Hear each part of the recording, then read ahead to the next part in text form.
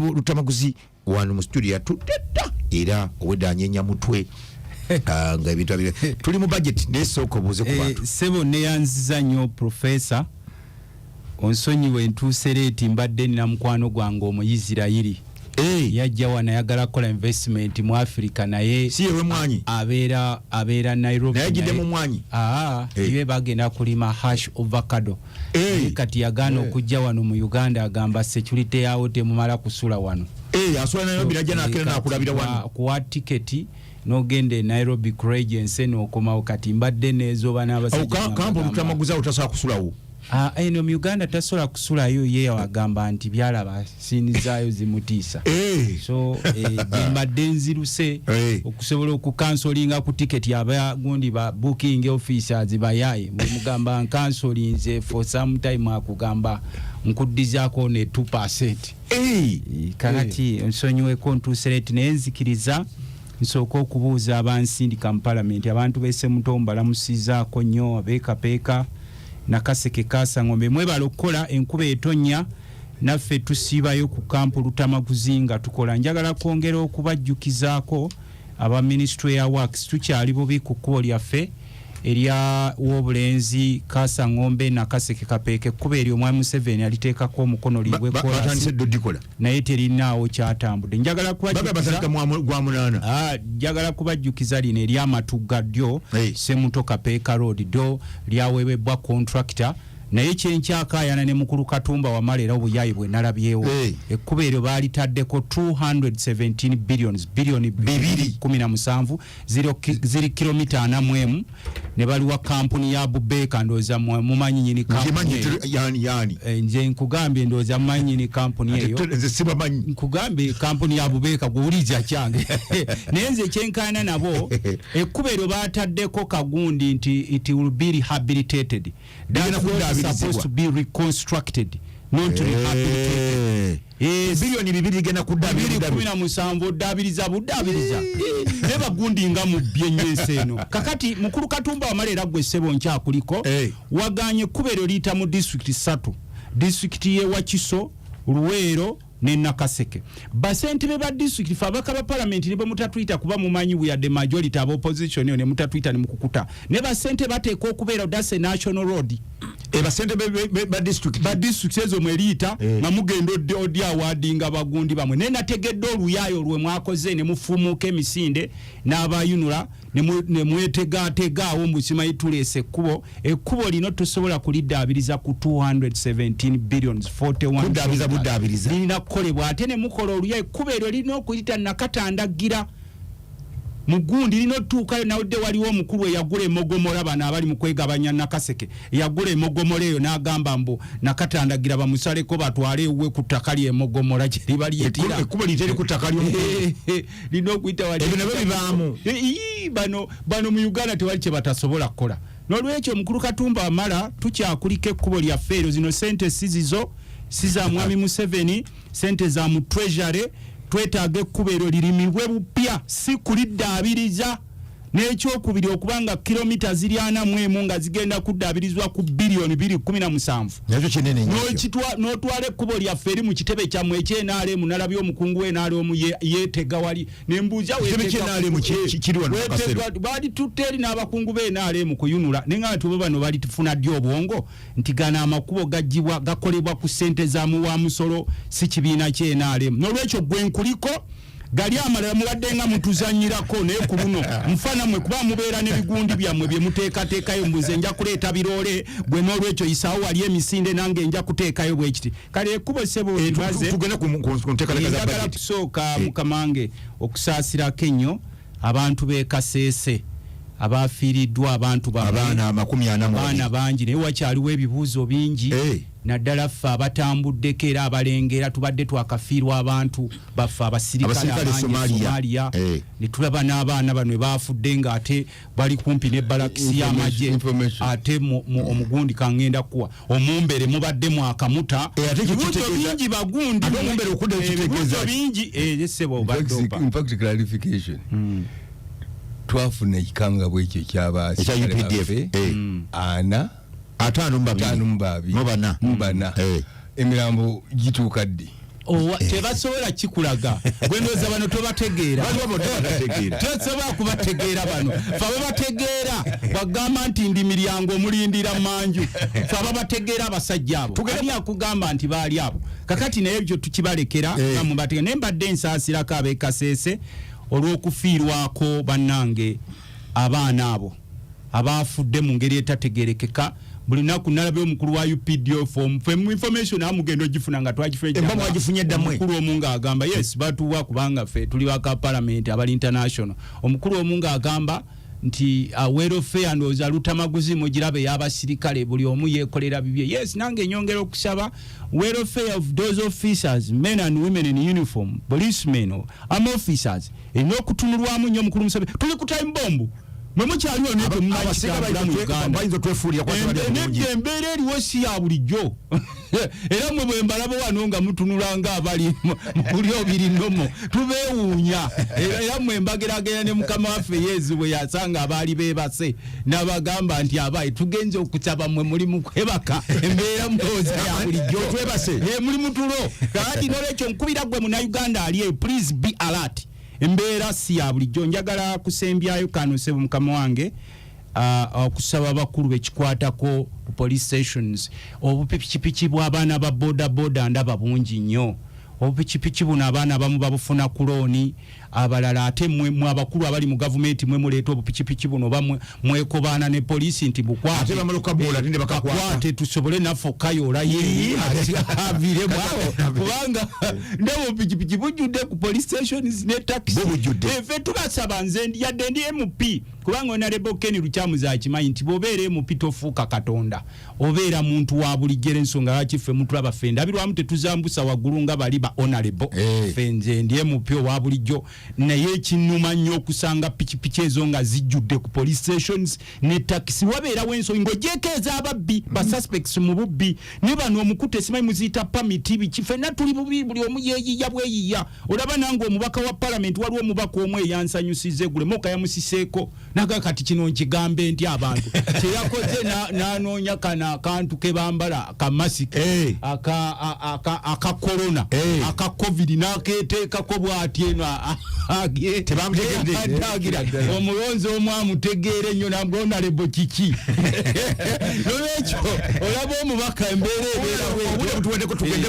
ebeera bweto abantu baffe kensembyayo abantu baffe ab'e Nakaseke ku lunaku lw'omukaaga luno njagala omukulu omu kubakulira eddwaliro lina Kaseke ne ttiimu yammwe mujje ewaka ewange ku kampu Luttamaguzi ngenda kubawaayo ebitanda ennaku zino mbadde ndaba mukyala Nabbanja simanyi kyafa nansi ng'agamba okulaba opposition mu ddwaliro nfa naawe kati nze kyagala mugende mukube balwadde ttiya gaasi mulwadde kuzirikiraawo agambe eti Luttamaguzi mujje mukibe emifaliso eyo takati sebo njagala kwebaza mwenna abawuliriza kati obudde buno n'okwebaza ffe budget tugikola n'eno budget ya Uganda tekyalina makulu budget bwe yava ku birowoozo by'abantu bannansi nedda ku bantu ba Lubatu mukulu Museveni n'akabinja ke kuba eno budget betugiteera mukakiiko k'otuula tekyaki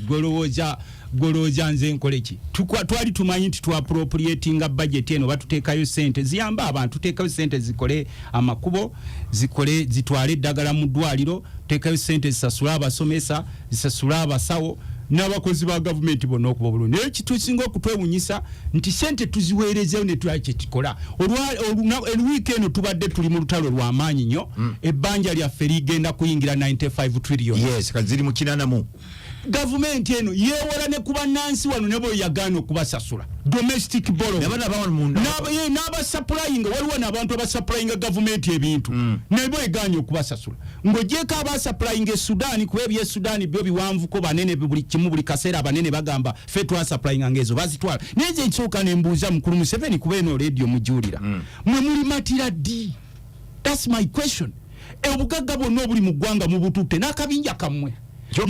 mumanyi bwe mwajja eruwero yes gana amabanja gaabwe gwe mbuulira at least olinako Katonda ku mutima ndooza noono John Ken Lukyamuzi mumbuulireyo eddwaliro ky'omuntu lyagendamu n'asangayo eddagala amalagiro ya government yaali ne dwaliro bwotuukamu Luttamaguzi okumanya mulimba bwotuuka mu dwaliro lino osanga yeddagala naye se we appropriate the money private hospitals amalagala je kugamba lya government wa parliament wa private obadde kyagala kuononeka gagadi bano beche bakulu okumeba n'abasajja banayo mu lugube gujja kubatuusa jigubatuusa era nalabye munabo omu bamufumula mu hoteli nga mulwadde e London bamufumudde Mbabazi bantu bamufumudde sije kubulya ffe bamufumula fuga yewa mu ekirudu jaba kujanjabira nagenda ku miggo yayingire emotoka emisinde ne ngamba ho singa bano bali bakimanyi nti ensi tugiryako makoola bali badde bakomye obugagga bonna mu nsi naye bakimanya ne kakati mwena bakaba bajanjabira olaba eyali bamuyitanga super prime minister nakizula nti ne wano tajjanjabirwa kuba emabega kawo mukyala we yali mukwano gwange n'atulaga obutwa bwe bamuwange engalo zonna mukyala wa Mbabazi amama Mbabazi bamuwa obutwa ng'engalo zonna ziddugadde zonna kakati nemulabye ye bwe namulabye jjo nga bamufuumuula ebungereza neŋŋamba mukama bano bakatonda b'ensi nabo bafuumuula gye balagako nga bamugamba ddayo ekiruddu gye bakujjanjabira kati bungereza yeekuwa security naye nabo bwe balabye nga ne gwe bakuuma ne bamufuumuula ne bamuteeka mu kimotoka kakati kino nkirese teyo sinnaku bagundi mwegabanyiza ensi y'abantu mwegabanyiza ennyo ensi teri abaagala era nalabye mukulu Museveni avaayo agamba mbw abantu bulijjo bagamba ndi musajja mubi naye bwe ndabye bano abazze okunsabira nenga abantu nenga n'omukulu naye bulijjo akimanyi nti ensi yamukyawadda kakati kye twagala okubagamba bwe tuyisa ssente zino nze okubeera omubaka wa parliament lwaki onzijanjabira mu America ng'eyanonda ye oyagala yeegulira eddagala ne parliament lyeyisa oli honorable mulamba ebya honorable era mwe buzibu bwe musanze abasajja bano akakundi kano lwaki beegabanyiza ensi yammwe bannyini nsi ne mutandika ate okubavuunamira kuba nti no nti gwe bw'olaba honorable ogamba nti honorable alina kubeera eri waggulu ani yalonda honorable muteeka waggulu bantu bamulonda mumulonda kati nze nfuna nti obujjanjabi gwe yanonda nga tolina bujjanjabi ekyo kiba kubanga nze honorable bampa insurance naye gwe kale woba honorable muwadde insurance ate gwe anonda lwaki esente zempaye ezeddagala terikyajja mu ddwaliro buli ddwaliro lya gavumenti lyeribanga liriko private clinic wali olobuuziza nti lwaki waliwo private section eddwaliro lya gavumenti waliwo wali private lwaki eddagala bwe balireeta emisana ekiro nga baliweesa liyingira eno mu private nga batunda ng'era ziddayo gye bali kakati we mumanya obuyaye bw'abasajja banengeri obugagga bonna bwe balina bubalwazijja batambulira ku miggo bonna balaba batumwa bamagamagane bw'abamamaja ga budget ogayingira ati nkugambye nti ebbanja lyaffe lyayingidde 95 trillion ligenda kuyingira lyayingidde akubuulira nga akubuulira mu byekereziya mbuulira kwanga ateeka akawuliriza ebirosi bya bulijjo era bano tebagenda kubuulira mazima wawe tutuuse nkugambye twayingidde 95 trillions ebbanja naye buli muntu abuuza bano abasajja betulaba bokka bagagga bazimbye ebizimbe Dubai bagula byalo bazimba skyscrapers baguze ebizimbe China baguze ebizimbe kati South Africa nayo bagiri bubi bagula byalo bazimba kyokka ffe wano bannansi we beewolera ssente tewaliwo kiramu nolwekyo eno budget musobola ogitunuulira ne banaateekamu ssente nga wano ng'ozitunuulira nnyingi naye ng'omuntu talina kyazirabamu kuba ffe luli emabegako eri bwe basomanga budget nga jjajja agula obwanda bwe ng'abuteekako awulirize minisita w'ebyensimbi agamba ki naye kati jjajja w'omugamba teekamu obwanda akugatombuulira bayaaya abo tombulya kubanga n'essente ze tuyisa tezikyatuuka kati omukulu yakugambye tugenda kukola debt service 17 trillions not sikusasula mabanja wabula okusasula servicing y'amabanja kyekyo obategeeza kati ebbanja libe obeera oba servicing kankwesebo omukulu yabadde alimba eggwanga actual figure is 19.4 trillion not 17 okusavisinga kati servicing eyo jo ono luchamuza yakula service eyo kamba ya 19 eba compounded figure nenga eri 17 wali it's a compounded figure yotaddeko 19 kati nsoka kubulira bibye kuba omukulu bwe tunyonyola abantu yalowooza nti buli munansi yasiri wale abivaako ebyensi webale nnyo honorable Luttamaguzi kagendeko wala Luttamaguzi ngenda kwongera obudde mbadde mmaliriza siweza kadakika kakati twetaaga budget ng'etunulira nnyo service delivery. We should walk the talk. Ogambye teri kugulira bakungu motoka naye gwe mwami Museveni bakuyisiza sente okugulira emotoka kapyata mu supplementary nze nkuwulira bamuyisiriza sente mu supplementary ezimugulira emotoka okwijala byokuli waggulu olina 81 ministers abazungu batandise otusalako obuyambi abaminista bangi nedda abazungu bagamba sibisiyaga tebyakulimba abazungu bagamba nti abasajja abo ekiri ewaabwe mu kirengera ekiriyo omuntu omwaloozi alina ofuga eggwanga eryo abalala abaggalidde makomera bajjudde n'olwekyo kakati bo batunula naye sente zetuze tubawa time ziragawa nga ensi eyongera kuba bubi Luttamaguzi Luttamaguzi sooka otunyonyolekana akaservicing ya dates kati waliwo interest musoka nemujjamu amagoba ne mugabawa n'olwekyo njagala okusooka okugamba bwe nti okulowoozesa bannayuganda nti tugenda kukulaakulana by 6 to 7%. Yes, yajja kweyongerako nga GDP yaffe eri ku trilioni 2.7 nga enfuna ya buli omu ekyali ku dollars 1,118 onule emilioni 3 omwaka emilioni 3 omwaka onule nga tukyatubidde mu debt burden national debt eri ku trilioni 8 mu buwumbi 2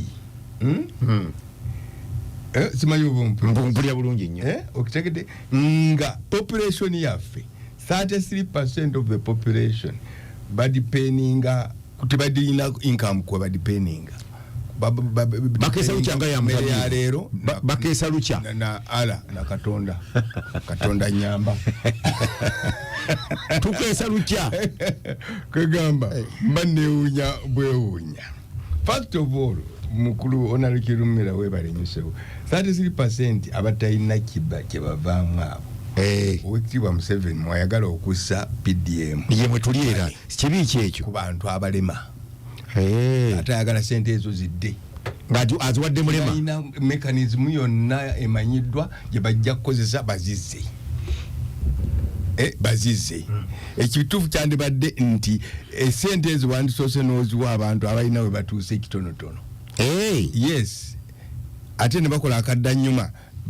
bazitwale mu bano abaliridaana abamanyi ebyokukola bazikomye wansi eno batusika omukono webale nnyo kuba bamanyi abalina kye bakola ate sibasobola kwemalirira badipeninga kwabo 33% be balina workforce bano era yensonga eyo lwaki mu 1989 nga tugezaako ku implementinga decentralization policy yaleetebwa aba Professor Mamadani. Yes, twatandika ne districts 13 nga tulina districts 54 ebiseera ebyo etukola sampling ku pilot project tulabe kino kinaakola ne sente zino eza PDM zandibadde zisooka kuweebwako ka pilot project nga bwenjogedde ziwe baba abamanyi kibakozeewo abalina kibakozeewo abategeera byokola. Yes, mbadde njolako ne munange ono munamateeka endowooza n'empulu ndowooza kirumira ajja kutuwagira tujja kusooka okutunula mu face ya budget nga bweri ate ndowooza etundu ekyokubiri tujja kutunulira application of the budget on the ground obaddala enekola obaddala ngenda okola naye ngaekisookera ddala mu ddiiro newunya n'okwewunya ekigambo ky'emmwanyi lwaki mukyewunya nnyo ekigambo ky'emmwanyi kasooka President Museveni ajja mu buyinza ye yasookera ddala okudibya emmwanyi. Yagidibya atya? Yagidibya emmwanyi n'atuzza mu kulima obusaanyi ne tukole batali obusaanyi Cuba Cuba yali bwetaaga ekole mu sirika engwezi za sirika tegede naye nga waliwo ensonga lwaki yali adibye emmwanyi bali mu didure emmwanyi yali adibye international tenaba ekyokubiri mu nsi eno erina munyenye ez'okutegeera lwaki pulezidenti ayagala okulowoozesa buli omu nti ekiva mu mmwanyi ekikulu yeekaawa. Ensi ennyundiivu mu kulima emmwanyi owulira ssebo profesa, mwe muli Ivory Coast, mwe muli Chile, mwe muli Brazil, mwe muli Colombia, zonna up to now zikyatunda mpeke ya mmwanyi. Bakyali ku mpeke. Lwaki bosi baagala value added? Okutegedde bakyali ku mmwanyi, ensonga ogimanyi? Kubanga emmwanyi eno evaamu ebintu bingi, evaamu eddagala, evaamu fertilizers, evaamu kaawa, andi president kyalaga evaamu ebintu bitereka amasasi, so emigaso mingi. Omuguzi yennyini ali up to date, ayagala gula byonna ng'ogyeko kibooko oyo yadiba mu nsi nnyingi okumutunda, ayagala mpeke. Era gwe bw'omwaka wayinza nuga nti ssebo nze njagala mpeke olw'emigaso emingi egyekwese mu mmwanyi. ayagala kitwale kyonna nga bwekiri nti bw'ogezaako bijjako biri gwe bisigaze tagula. Yes, njogedde ensi nzimenye. Ate nga mu byafaayo byaffe Uganda y'emu mu nsi yonna ebadde emaze ekiseera ekiwanvu ng'erima qualitative coffee. Okegede eddekende bagamba kandete research onalewe kirumira goli mu parliament eddekende mbisera coffee marketing board we yakoleranga bali bataddewo coffee club ng'erwaningibwa coffee marketing board ng'eyina ekika kya coffee kye bayita superior coffee mu green package naye nga kaawa oyo bw'omuteeka ku tuta kwe bayita amata paka chai n'okatabula obulungi akovu ne kajja tuwetaga na sukaali olw'eddekende okutegedde ndese ekyakulabirako. Yes, ekyakulabirako. N'olwekyo President Yoweri Kaguta Museveni atuviire ku mmwanyi obanga tuli mu privatization tajja kutuwa biragiro kutuuka kusalawo nti ssente zigenda wa mukoddomi we, kubanga ssente ezo in my views andibadde zibeera invested mu cooperative union movements ez'enjawulo. Parliament eza kusuggestinga kintu ekyo nti tuzeewo coffee marketing board nga ya Uganda eve mu LDC musaanya okukola kubanga emmwanyi tedibanga internationally ate eyina steady market internationally. Okutegedde kyetwandibadde tuluubirira kaakati kwe kulaba nti government eparticipatinga okutunoonyeza obutale obuli permanent nga bwe gwali edda. Emmwanyi ya Uganda tedibangako. Museveni yennyini his excellency eyagidibya era mundetereko wamu mu debating olumu one of these days. Ina kwesima kwa president ne musinkana presidential debate. Azo mu debating irawa. Andi wano katijeta ajja kwerwanako. Alirwana kata taliwo. Naye tumusinkane mu presidential debate walinga wesime kwa president tutekete kugaba simbagala. Batubanga tufuddawo Uganda ekyatubidde esubira okuraisinga 29 trillion shillings. Uganda Revenue Authority bwegamba okukulota ennaku ezo baali babbye enambo zange ez'emmotoka nengenda mu Uganda Revenue Authority okumpa endala abaana ne boogera nange mukyama naye bagamba abasinga obungi kaakati mu Uganda ebadde efuna nnyo ssente mu kulukirumira mu international trade. Naye kati ebiseera bino byonna entebe abaana bebakira ku desk ekiro tewali bantu batambula. Ebintu ebyo bye babadde bajjako ssente mwe muli stamp duties mwe muli sales tax okutegedde gyokomye okuddingana mu busuubuzi ebweru gyokomye okuraisinga omusolo. Yes, kizibu nnyo okusanga omuntu asusse omulundi ogumu okugenda ebweru okuleeta ebintu mu Uganda. Yes, kaakati omuntu wagenda ataddamu kulaba kyekibagobe mu business. Embeera mbi internationally ate ne butale bwaffe ani ayina okitegeeza kubanga obutale bwaffe bye tutunda bye bitukolera base okufuna foreign exchange ate okuleeta ebintu ebirala ebweru. Omuntu ogamba nti bwagenda ebweru abaana bali wali bebasaba ababadde bali receiving abantu okubajjako omusolo abantu tebaddayo bwagenda ataddamu kulabika. For example right now ku budget framework ene yakoleddwa 29 trillion toyina gyozijja teziriiwo ogenazeewola bwewozi tuziriiwo anti nkujjera okuzisolooza tezirawe ziva nkujjera local borrowing bagala kumpi kwewola billion agondi trillion meka isuka mu over 10 trillion over 20 almost 20 nga bagenezo wala mabanka gafanga wano ate nga badonors bajja basuubirwamu olune 7 trillion batuwa 7 zokka ate nazo tetuzirinaako bukakafu Mr. President, I know Kimanya. For the last 15 years also, ministerial expenditure budgetary system, but ministry about ending up with deficit. Kwa minister bali kinana mbabiri. With deficit. Era yensonga lwaki from time to time tubadde tuleta supplementary mu parliament. Yes. Ngaziweddewo. Era unaleta kukakasa. Tikumpi bakira almost every week. Supplementary budget. It is terrible. Accompanied with a loan application. Yes. Kakati n'olwekyo njagala okuddamu Mr. President nti ebigambo byayogedde nga bamaze okusoma budget mu Zoom byetaaga okwetondera bannayuganda. President yetonde? Yes. Kubanga okwetonda ne Yezu yetondera kaba yizigiriza bwe yakerewa. Bwe yagambye nti loans zino zetwewola nyingi kuzo ziri nkyamu. Yes, President yayogedde kibi kyate nkyamu. Loans bagenda ozeewola zimala kuyita mu cabinet. Cabinet yemalo kiyisa gatwewoleyo ko. Ate chairman wa cabinet ye president. Actually akamu ku bukwakulizo bw'okwewola is a consent letter okuva omukulembeze ebaako baluwa eyo era ebajja minister wajja before a committee byebimu ku bintu bye tumusaba nti president yakkiriza ekintu kye tugenda okukola so ekyaba kuba kulimba ate in most cases loan bwe zijja nga mbi we advise government kati last financial year katono nnyo waliwo loan yajja ng'eva mu Standard Chartered Bank nembagamba nti loan eyo mbi nnyo tegena kuyamba muna Uganda. We paid an upfront fee of $65 million. Ate wakati nebongeza interest rate.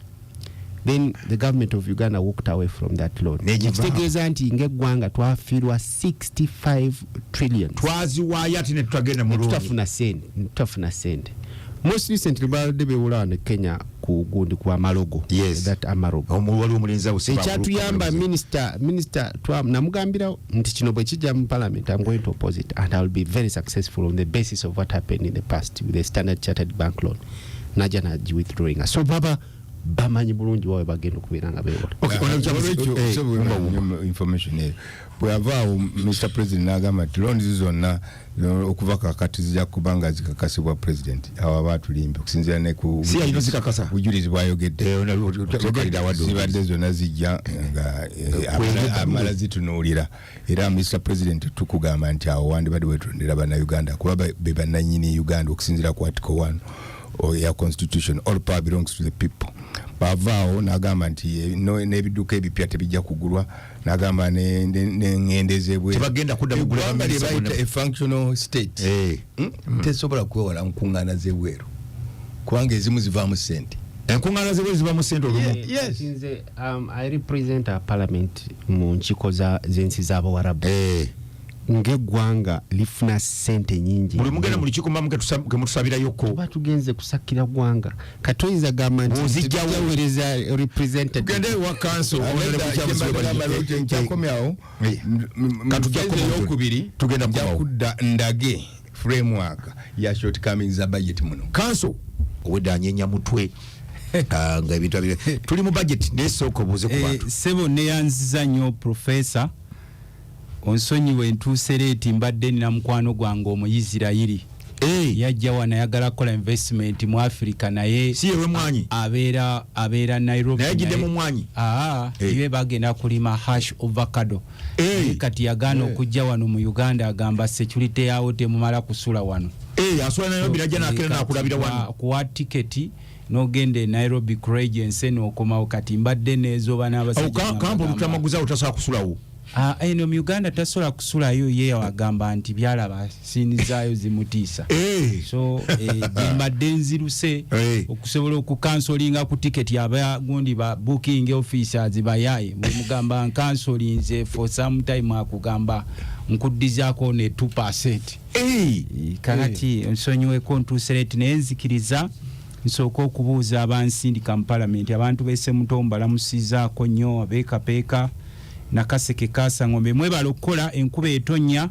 naffe tusiibayo ku kampu Luttamaguzi nga tukola njagala kwongera okubajjukizaako aba Ministry ya Works tukyali bubi ku kkubo lyaffe erya w'obulenzi kasangombe nakaseke kapeeke kuba eryo omwami Museveni aliteekako omukono liibwe naye terinaawo kyatambudde njagala kubajjukiza lino eryamatuga ddyo Semuto Kapeeka Road ddyo lyaweebwa contractor naye kyenkyakaayana ne mukulu Katumba Wamala era obuyayi bwe nalabyewo ekkuba eryo baalitaaddeko 217 billions billioni 217 ziri kilomita 4 ne baliwa kampuni ya Bubeeka ndooza mumanyi nyini kampuni nje nkugambye ndooza mumanyi nyini kampuni eyo nkugambye kampuni ya Bubeeka guwuliza kyange naye nze kyenkaayana nabo ekkuba eryo baataddeko kagundi nti it will be rehabilitated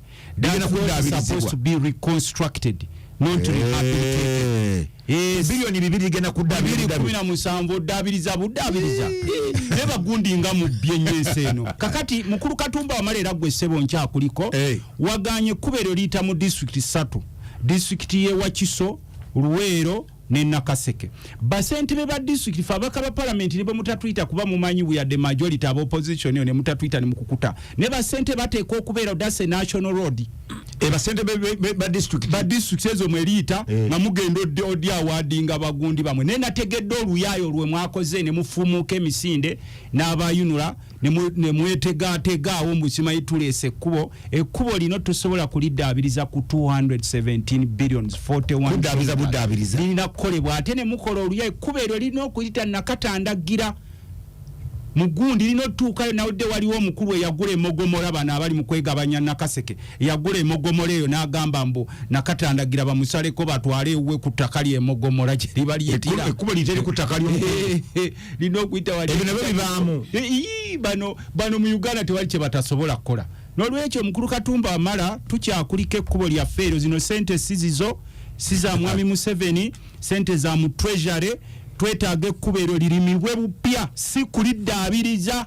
n'ekyokubiri okubanga kilomita ziri 41 nga zigenda kuddaabirizwa ku bilioni 217 nakyo kinene n'otwala ekkubo lyaffe eri mu kitebe kyammwe ekyenaalemu nalabye omukungu w'enaalemu yeetega wali nembuuza baali tutta eri n'abakungu b'enaalemu kuyunula naye nga tubo bano bali tufuna ddi obwongo nti gano amakubo gajjibwa gakolebwa ku ssente za muwa musolo si kibiina ky'enaalemu n'olwekyo gwe nkuliko gali amalala mubadde nga mutuzanyirako naye ku luno nfana mwe kuba mubeera n'ebigundi byammwe bye muteekateekayo mbuze nja kuleeta biroole gwe n'olwekyo isaawo wali emisinde nange nja kuteekayo bwe kiti kale ekkubo ssebo limaze njagala kusooka mukamange okusaasirako ennyo abantu b'e Kaseese abafiiriddwa abantu abaana bangi naye wakyaliwo ebibuuzo bingi naddala ffe abatambuddeko era abalengera tubadde twakafiirwa abantu baffe abasirikale Somalia ne tulaba n'abaana bano baafudde ng'ate bali kumpi ne balakisi y'amagye ate omugundi kangenda kuwa omumbere mubadde mwakamuta ebibuuzo bingi bagundi ebibuuzo bingi sebo in clarification twafuna ekikanga bwekyo UPDF ana 5 emirambo gituuka ddi tebasobola kikulaga gwendoza bano tobategeera tosobola kubategeera bano fe ababategeera bagamba nti ndi miryango omulindira manju fe ababategeera abasajja abo ani akugamba nti baali abo kakati naye ebyo tukibalekera namubategeera naye mbadde ensaasirako ab'e Kaseese olw'okufiirwako bannange abaana abo abaafudde mu ngeri etategerekeka buli naku nalabye omukulu wa UPDF information amugendo gifuna nga twagifunye ddamwe omukulu omu ng'agamba yes batuwa kubanga ffe tuli baka parliament abali international omukulu omu ng'agamba nti welfare ndoza Luttamaguzi mugirabe y'abasirikale buli omu yekolera bibye. Yes, nange nyongera okusaba welfare of those officers, men and women in uniform, policemen, army officers, enokutunulwamu nnyo mukulu musabe. Tuli ku time bomb. Mwemukyaliwo neto bayinza twefuulira embeera eriwo si ya bulijjo. Era mwe bwe mbalaba wano nga mutunulanga abali buli obiri nomo tubeewuunya. Era mwe mbageragera ne mukama waffe Yesu bwe yasanga abaali beebase n'abagamba nti abayi tugenze okusaba mwe muli mu kwebaka embeera mulowooza ya bulijjo twebase muli mutulo. Kati n'olwekyo nkubira gwe Munnayuganda ali please be alert. Embeera si ya bulijjo. Njagala kusembyayo kano sebo mukama wange okusaba abakulu bekikwatako police stations obupikipiki bw'abaana ba boda ndaba bungi nnyo. Obupikipiki buno abaana abamu babufuna ku looni, abalala ate mwe abakulu abali mu gavumenti mwe muleeta obupikipiki buno bamwe mwekobaana ne poliisi nti bukwate bakakwate tusobole naffe kayola ye aviremu awo kubanga ndaba obupikipiki bujjudde ku police stations ne taxi. Ffe tubasaba nze yadde ndi MP kubanga Honorable Ken Lukyamuza akimanyi nti bw'obeera MP tofuuka Katonda, obeera muntu wa bulijjo. Ensonga lwaki ffe mutulaba ffe ndabirwamu tetuzambusa waggulu nga bali ba honorable. Ffe nze ndi MP owa bulijjo, naye ekinnuma nnyo okusanga pikipiki ezo nga zijjudde ku police stations ne taxi. Wabeerawo ensonga ng'ogyeko ez'ababbi ba suspects mu bubbi ne bano omukute simanyi muziyita pamiti biki. Ffenna tuli bubi, buli omu yeeyiya bweyiya. Olaba nange omubaka wa parliament waliwo omubaka omu eyansanyusiza Gulemoka yamusiseeko naga kati kino nkigambe nti abantu kyeyakoze n'anoonya kana akantu ke bambala akamasiki aka corona aka covid n'aketeekako bw'ati eno tebamutegeera omulonzi omu amutegeere nnyo nambona lebo kiki. Nolwekyo olaba omubaka embeera ebeera bweto abantu baffe kensembyayo abantu baffe ab'e Nakaseke ku lunaku lw'omukaaga luno njagala omukulu omu kubakulira eddwaliro lina Kaseke ne ttiimu yammwe mujje wake wange ku kampu Luttamaguzi ngenda kubawaayo ebitanda ennaku zino mbadde ndaba mukyala Nabbanja simanyi kyafa nansi ng'agamba okulaba opposition mu ddwaliro nfa naawe kati nze kyagala mugende mukube balwadde ttiya gaasi mulwadde kuzirikirawo agambe eti Luttamaguzi yabiriddeko mujje mutibe emifaliso eyo takati sebo. Njagala kwebaza mwenna abawuliriza kati obudde buno n'okwebaza ffe budget tugikola n'eno budget ya Uganda tekyalina makulu. Budget bwe yava ku birowoozo by'abantu bannansi nedda ku bantu ba Lubatu mukulu Museveni n'akabinja ke kuba eno budget betugikola mukakiiko k'otuula tekyaki golowooza nze nkole ki twali tumanyi nti appropriatinga budget eno batuteekayo sente ziyamba abantu, tuteekayo sente zikole amakubo, zitwale eddagala mu ddwaliro, tuteekayo sente zisasula abasomesa, zisasula abasawo n'abakozi ba gavumenti bonna okuba bulungi. Naye kitusinga okutwewunyisa nti sente tuziweerezeewo ne tulaba kye kikola. Olwiiki eno tubadde tuli mu lutalo lw'amaanyi nnyo. Ebbanja lyaffe ligenda kuyingira 95 trillion. Yes, kati ziri mu 80. Gavumenti eno yeewala ne kuba nansi wano ne bwe yagaana okubasasula domestic borrow n'abasupplyinga waliwo n'abantu abasupplyinga gavumenti ebintu ne bwe egaanye okubasasula ng'ogyeko abasupplyinga Sudan kuba ebye Sudan byo biwanvuko banene buli kimu buli kaseera banene bagamba ffe twasupplyinga ngezo bazitwala naye nze nsooka ne mbuuza mukulu Museveni kuba eno radio mujuulira mwe muli matira ddi? That's my question. Obugagga bwonna obuli mu ggwanga mu bututte n'akabinja kammwe mumanyi bwe mwajja eruwero yes gana amabanja gaabwe gwe mbuulira at least olinako Katonda ku mutima ndooza nono John Ken Lukyamuzi mumbuulireyo eddwaliro ky'omuntu lyagendamu n'asangayo eddagala lya gavumenti lyali neddwaliro bw'otuukamu Luttamaguzi okumanya mulimba bw'otuuka mu ddwaliro lino osangayo eddagala naye we appropriate the money private hospitals amalagala gyegali tugamba lya gavumenti parliament ewa private obadde kyagala kwonooneka kakati bano bekye baakula okumeba n'abasajja bannayo mu lugube gujja kubatuusa jiguba tuusera nalabye munabo omu bamufumula mu hoteli nga mulwadde e London bamufumudde Mbabazi bantu bamufumudde kije kubulya fe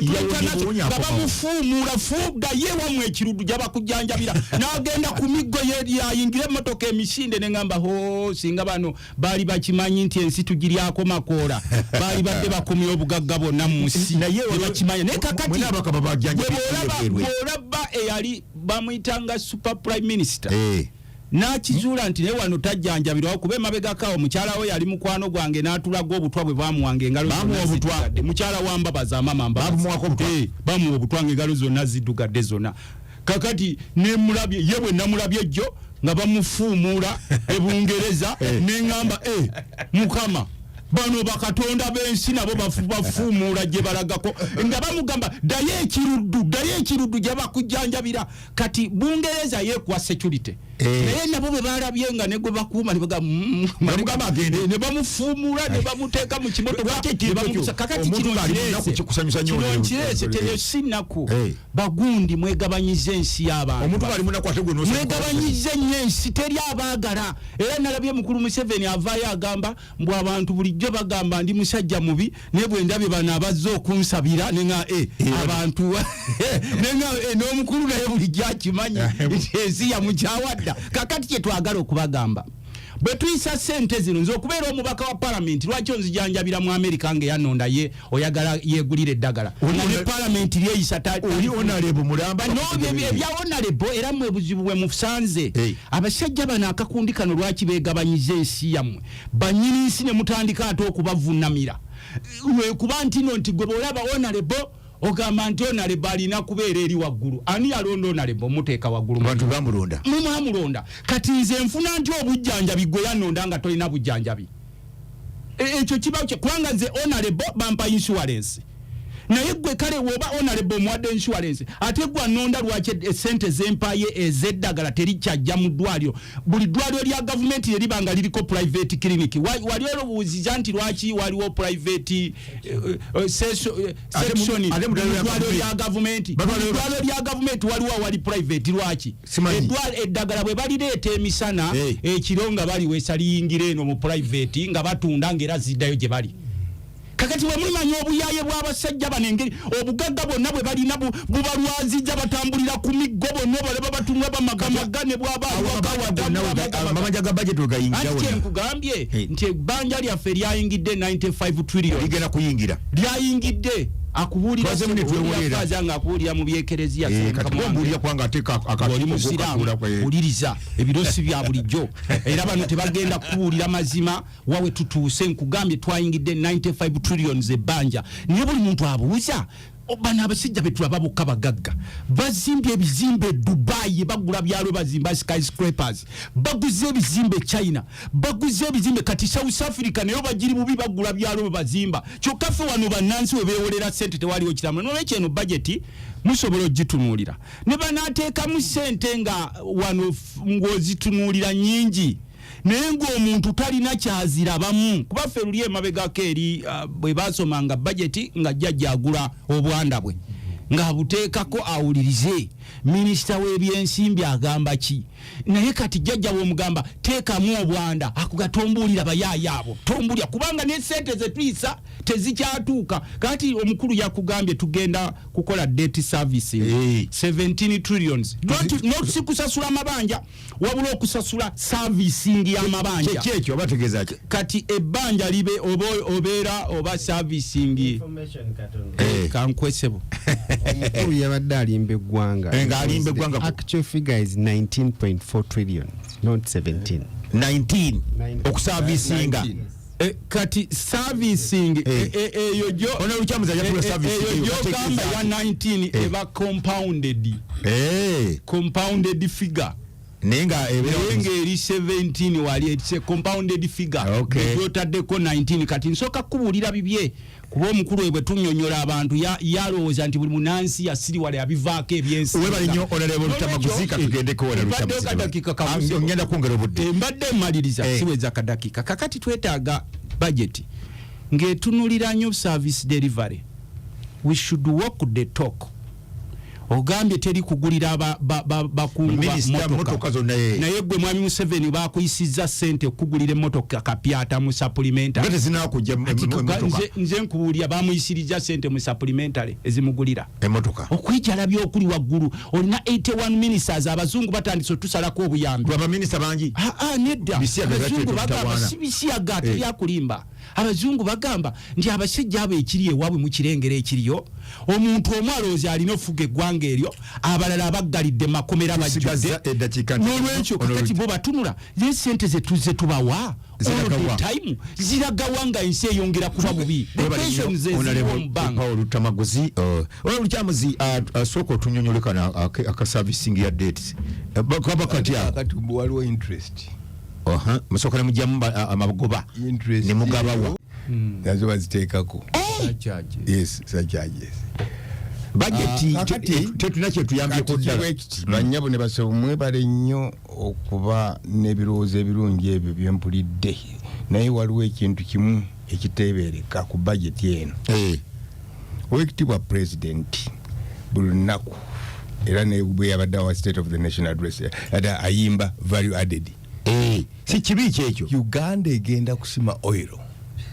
ya 2025 what is the government's contribution ku value added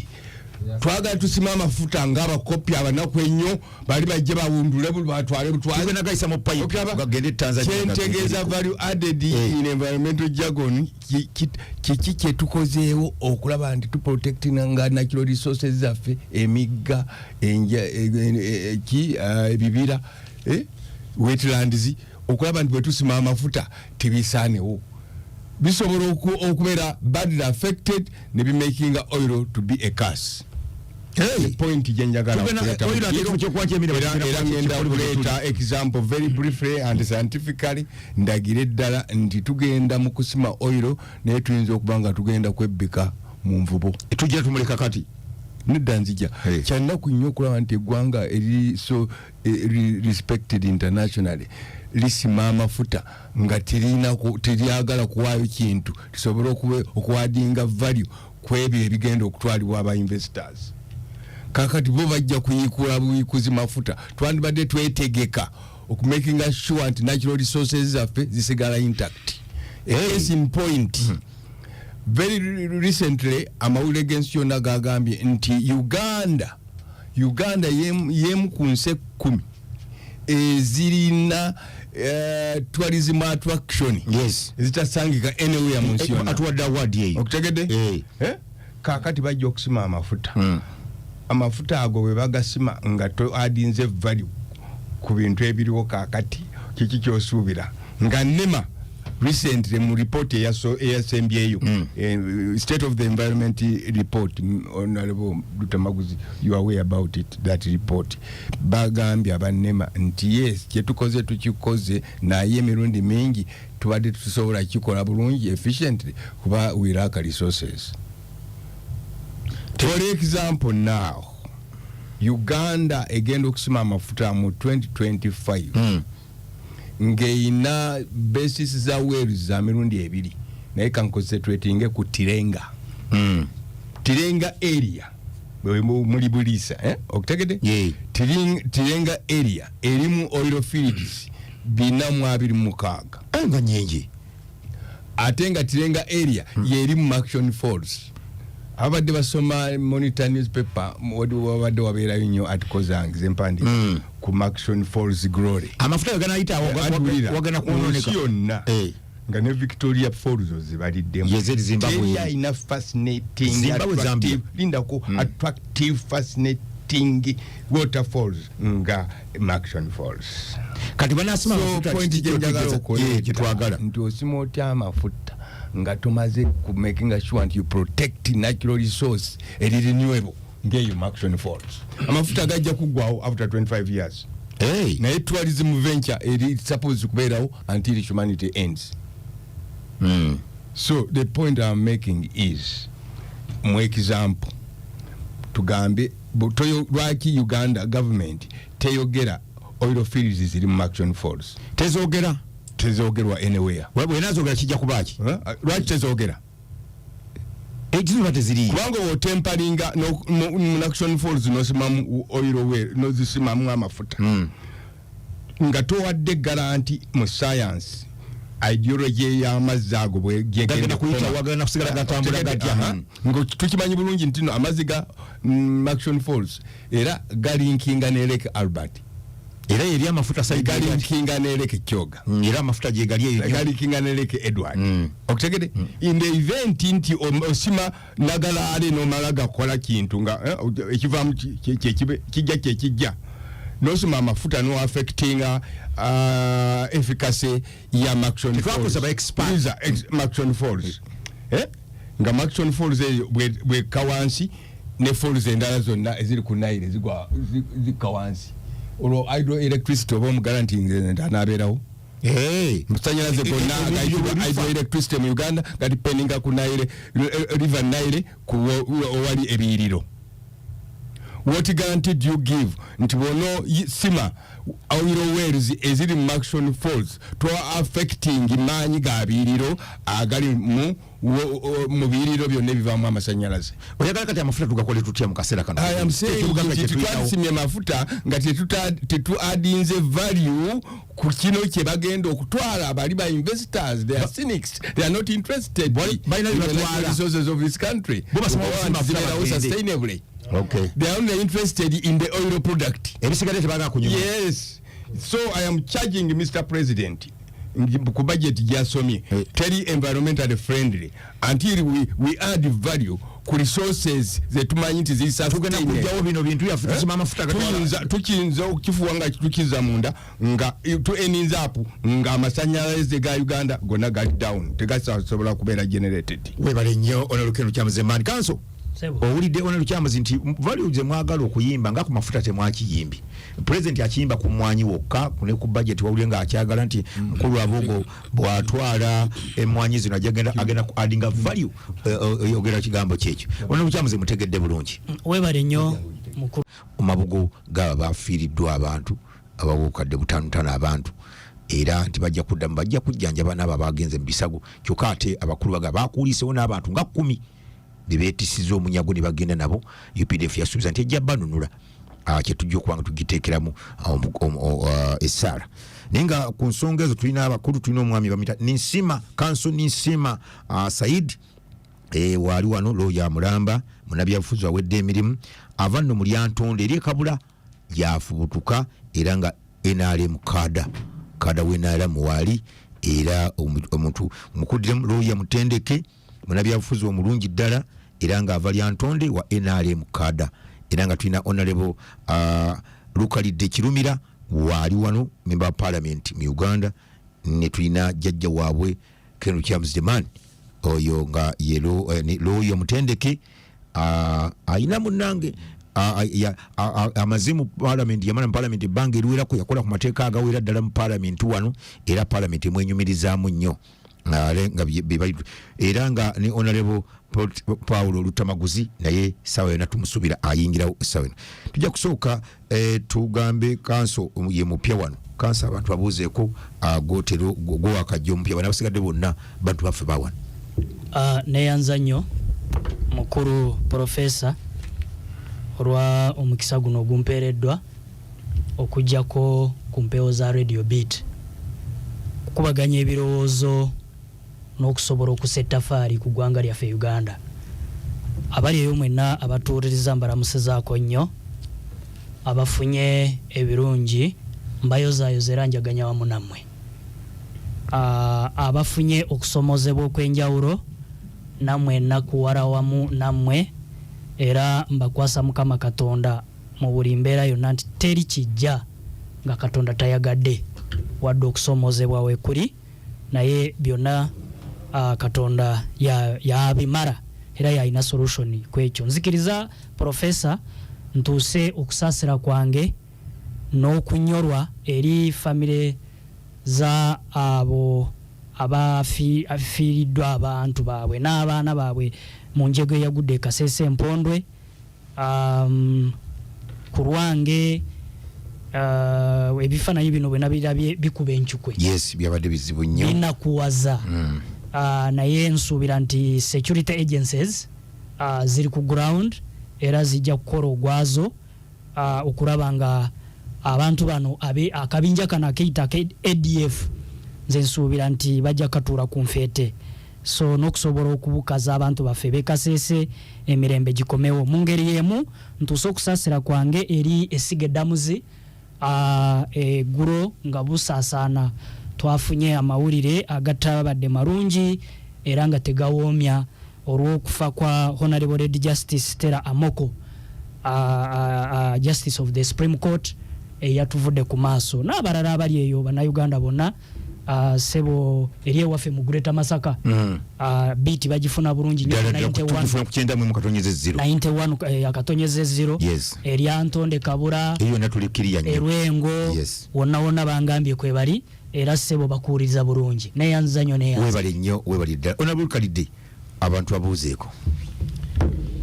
matendo gonna agadde Mukama Katonda nanyini buyinza nate atusobosezza okujja ku mpewo za Beat FM ogatta amaloboozi gaffe ku maloboozi g'Abannayuganda ku nsonga ezigenda mu maaso mu ggwanga lyaffe Uganda. Ganange Professor tukwebaza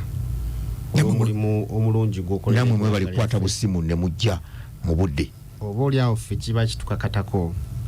kubanga bwo buvunaanyizibwa bwennyini naye ate naawe okubeera nga otuleeta ku mpewo zino okutangaaza abantu baffe ku nsonga ezigenda mu maaso mu ggwanga mulimu gwa bbeeyi. Nange kangatte eddoboozi lyange ku ddoboozi lya kanso ery'okusaasira abaganda baffe abafiiridde e Kasese ku ssomero. Amawulire ge twafunye kumpi abantu 25 babadde 2 kati 42 baweze kubanga kwa aba student babadde abawala babadde 2 something abalenzi n'abakuumi. Oh my God, Uganda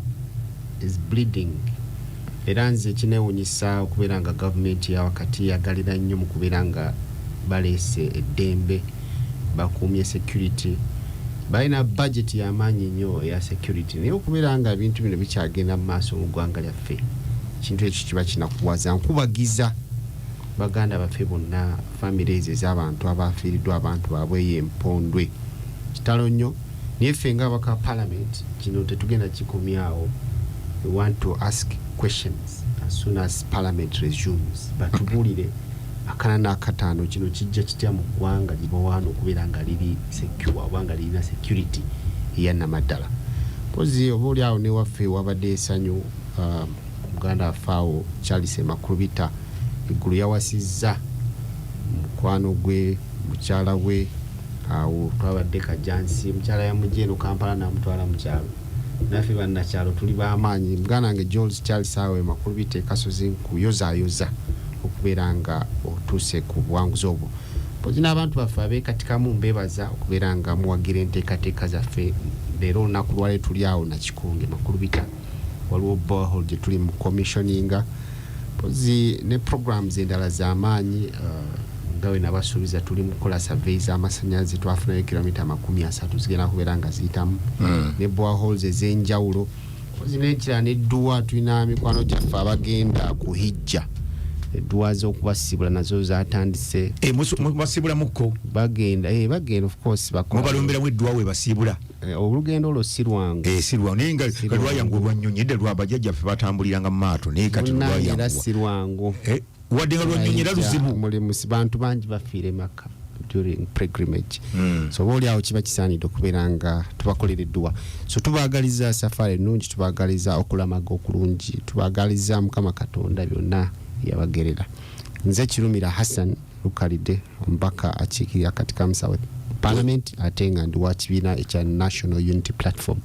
President waffe Kyagulanyi Ssentamu Robert. Webale nnyo oyo ate enu James the man olunno nga werubaga kitalo nnyo ekyakatulubwa kitalo nnyo ekyo ati sikulaba nga kukubagiza ate ye naliyo nnyo mukuzi nnyo nakulaba nga oli musaale nempa ne speech gagadde nakulaba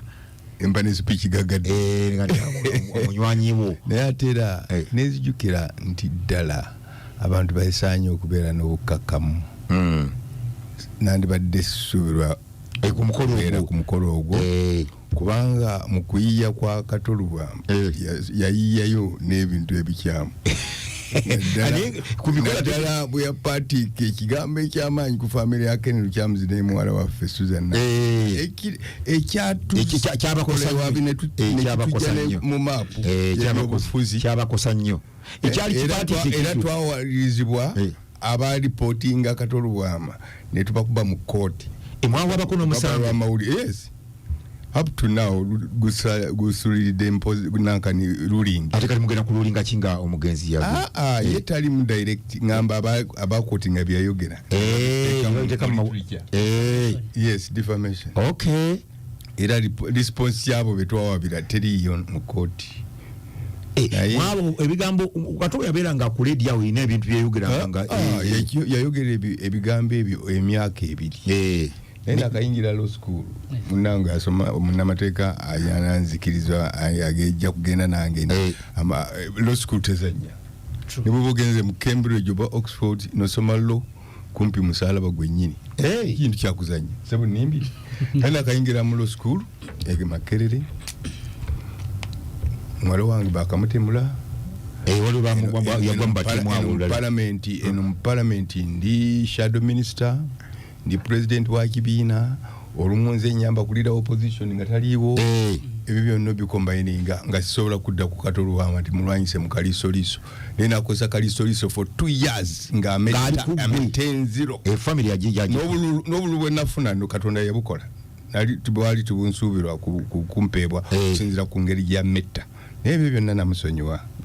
Sagala kuzukusalutalo nga mpita ku BTV. Atojja kusale. Namusonyiwa n'olwekyo neebazanya abo bonna abaliyo mu kumuziika. Abantu bangi nnyo baziika ate era neebaza ne Bannakatemba chapter of affection yebalaga nga bakungubagira munnaabwe esobola n'okutuusa okujja ku gavumenti beesobola n'omulambo ne banyenya buli kiramu for a whole week bakikole oyagala nga president okitegeeza nti Bannakatemba n'abayimbi tubatwali seriously bwe baba bakoze combination ne ba political leaders nga ffe we can downgrade the government. Ojisura n'ojisura. Bwe batunga bekozemo mu nabera twegattako. Government berawo. Ne bali bote bekola mulimu aba government bagala okujjako. Nabo bayinza okwekola mu mulimu gana namwe banatu bajjewo. Nga ba minister ba batuse n'okubba amabaati. Toka tukiyete wabali. Mkamange nange njala kujoininga bannange okusaasira ennyo. First of all Bannayuganda bonna. Nesasira ne families n'essomero lyennyini leadership y'essomero eryo aba ADF mwe bakoze obutemu obwo bwanyogoza buli muntu yenna ayina no understanding mu society. Abaana abato abali innocent lwakyo batangata ensanafu balina musango ki awo wenkubira omulanga ng'omuntu alowoleza ennyo mu reconciliation kuba mu parliament y'omusanvu nze naleeta ekiteeso ekyawaliza gavumenti ya President Museveni okuteesana bayekera aba Kone Road Resistance Army ejjuba ebweru wa Uganda kyantwalira emyezi 8 nga bakyakiresistinze ekiteeso bagala kireta kufuna ne eventually nekijja nekiyita n'olwekyo bwabaawo omwatwa gwonna ogusobola okuyitibwamu aba ADF bagamba bakolera ku isu ya Uganda babeeko kye boogera ebwetu kitegeere sikyo kyogerwe openly bayina byagala ng'ebyabwe babiteeke ku meeza okusinga bagambe ekintu kye kitulwanya tukiteeseeko ekyo kiggwe naye balina political will bayinza ne tubakyalaginga oba mu South Africa oba mu London bajje babeeko kibo bayitawo kati ani abakulembera bayina omukulembeze wanga tatenda nategeredde nnyo Koni bwabaddewo tubadde tukimanyi nti Koni gyali Museveni bwe yali munsiko twali tukimanya nti naye era tibayinza kulabanga banga ddene bwe bati nga tebamanyikiddwa nnyo nga tebalina leader bayina leader n'olwekyo nsaba busabi gavumenti yaffe ya Uganda ekole kyonna ekisoboka bwabaawo space ebatuusa ku mmeezi emu ne sitaani oteesa naye abanga sitaani omusembeza ku avudde ku insurrection nga ntadde wabbali abantu bangi bakunganidde ennaku zino ewange nga balekana bagamba noyizi ku byettaka bali bubi ettaka lyo lyagenda ne basebo nze neewunya omukulu Dr. Mayanja musaba minisita aleme yerekereza ebimu tabisobola waliwo byagenze obunene ogenda okulimbalimba abantu nti no mwabetta ab'ebibanja mugenda kufuna ebyapa awo tekisoboka kubanga ettaka kolato y'ettaka eri so important ne banking system kumpi banks zonna ezagala byapa ziyimiridde ku byapa bya ttaka kwa mortgage okitagende mortgage n'olwekyo njagala okukola statement eno njiddamu n'obuwombeefu bungi bw'obanga olina ekibanja gezaako as much as possible mwekuŋŋaanye mulabe landlord mukkaanye ku ky'obusuulu okusasula obusuulu buli mwaka. Njagala okutegeeza emisango gyonna egiri mu kooti mbadde njiwuliriza ayina omulamuzi watuka owaddewo obusuulu gwe lubyaya nga bwakubuza ekibuzo maze akabanga nga sikyawa ye security of tenure. N'olwekyo gavumenti eno tebayinula bwebaga siwulirangayo nga wekitibwa Nabbanja oba omuntu omulala minisita yenna ng'agamba bannange naye musasule obusuulu kubanga tulina etteeka Land Act as amended 2010 egamba nti ow'ekibanja yanoonya landlord gw'omunoonya omutwalire obusuulu yesebo bwe kiri so landlord. N'olwekyo okufuna security of tenure okufuna oqualifying okubeera protected mu mateeka ng'osasula obusuulu obanga olina obusuulu bwa gavumenti eno temujesiga nnyo eyagala ereme kwogera eri abantu nti basasule obusuulu ereeta abachina ne ba investors baayo ekyo kigenderere anti wuliriza bagule ettaka mu bubba ekituuka compensation ba investors bajja kubasasula nga bebaagala nga bagula ebinyeebwa kubanga batulinawo kikubeeza ku ttaka eryo kubanga tibalina security of occupancy. N'olwekyo nsaba busabi buli ow'ekibanja wonna wooli fuba nnyo ofune engeri gy'osasula obusuulu okuume risiiti oba ebbaluwa eyo oba certificate ye security eyo ku ttaka leka kuyunulwa by'abamayanja balina obukodyo obwafuula stateless nga temulina we muli in terms of base. Ekyo nga nkimaliriza nsembyayo kimu mbadde wano mu kuteesa mu program ekiseera naye honorable Lukalidde Kirumira impressed me yakola ki mukakkamu ensonga z'eggwanga ebisebuka simanyi naye ng'ayagala nnyo ekigambo ky'okuteesa n'olwekyo njagadde omuwa ekitabo kyange ekimu ku bitabo byange fulumya Uganda a Creature of the Federal Doctrine ekisangibwa mu bookshops naddala mu Kono bookshop ekitabo ekyo research yantwalira emyaka nga 2 naye mulimu facts ezitasangika somye baba Karugire Mutibwa bonna mbasomi bakiwanuka bonna mbasomi naye teri yatuuse ku nnyingo yennyini eyawaliriza Obote okukola effujjo lyakola effujjo yalikola si lwa Buganda okulumba wano lubiri si lwa Buganda effujjo yalikola lwa kiteeso kya Daudi Ochieng kyali amaze okwanjula mu parliament nga Patera amukkiriza aleete impeachment. Patera yali omulamuzi yali speaker manya wiiki emu nga Obote yali mu north wiiki yali eddirira nga Daudi Ochieng lwayanjula impeachment motion nga first stage ya motion yayise dda nti ddala banyakula gold ne ivory n'amini eri Kongo gye baali ekyo ng'okitadde wabbali waliwo also issue eyali epangiddwa ibingira Kakonge nga baagala kusuuza Ntebe Obote ya UPC mu kibiina nga tebakyamwagalamu yesebo nga balabya ayonoonye yesebo sadly waliwo issue endala ey'okulonda kwali kutuuse tulonda kwali wabulayo omwaka gumu gwokka geno election zibeerewo zikome mu nkaaga okusinziira ku mistakes Obote ze yali akoze kyali kizibu nnyo okuyita mu kulonda okwo yena agakanumbe wano otherwise yekwasa bwekwasa kya Buganda n'ekiteeso kye bagamba nti ekyakagwa ow'ekkooki gwe tovasaidi kazigo awesemba buloyo ekiteeso bakyanjula tebakikwako kalulu ekyali kigamba nti no Obote ajjowa ne fujjo lye ku ttaka lya Buganda kyavaawa ekiteeso kyali mu lukiiko lwa Buganda naye bakikubako kalulu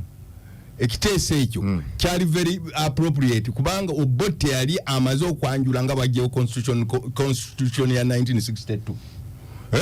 ng'ekidirira omuntu ne bwakwata amafumu oba emmundu omwaŋŋanga abeera mulo.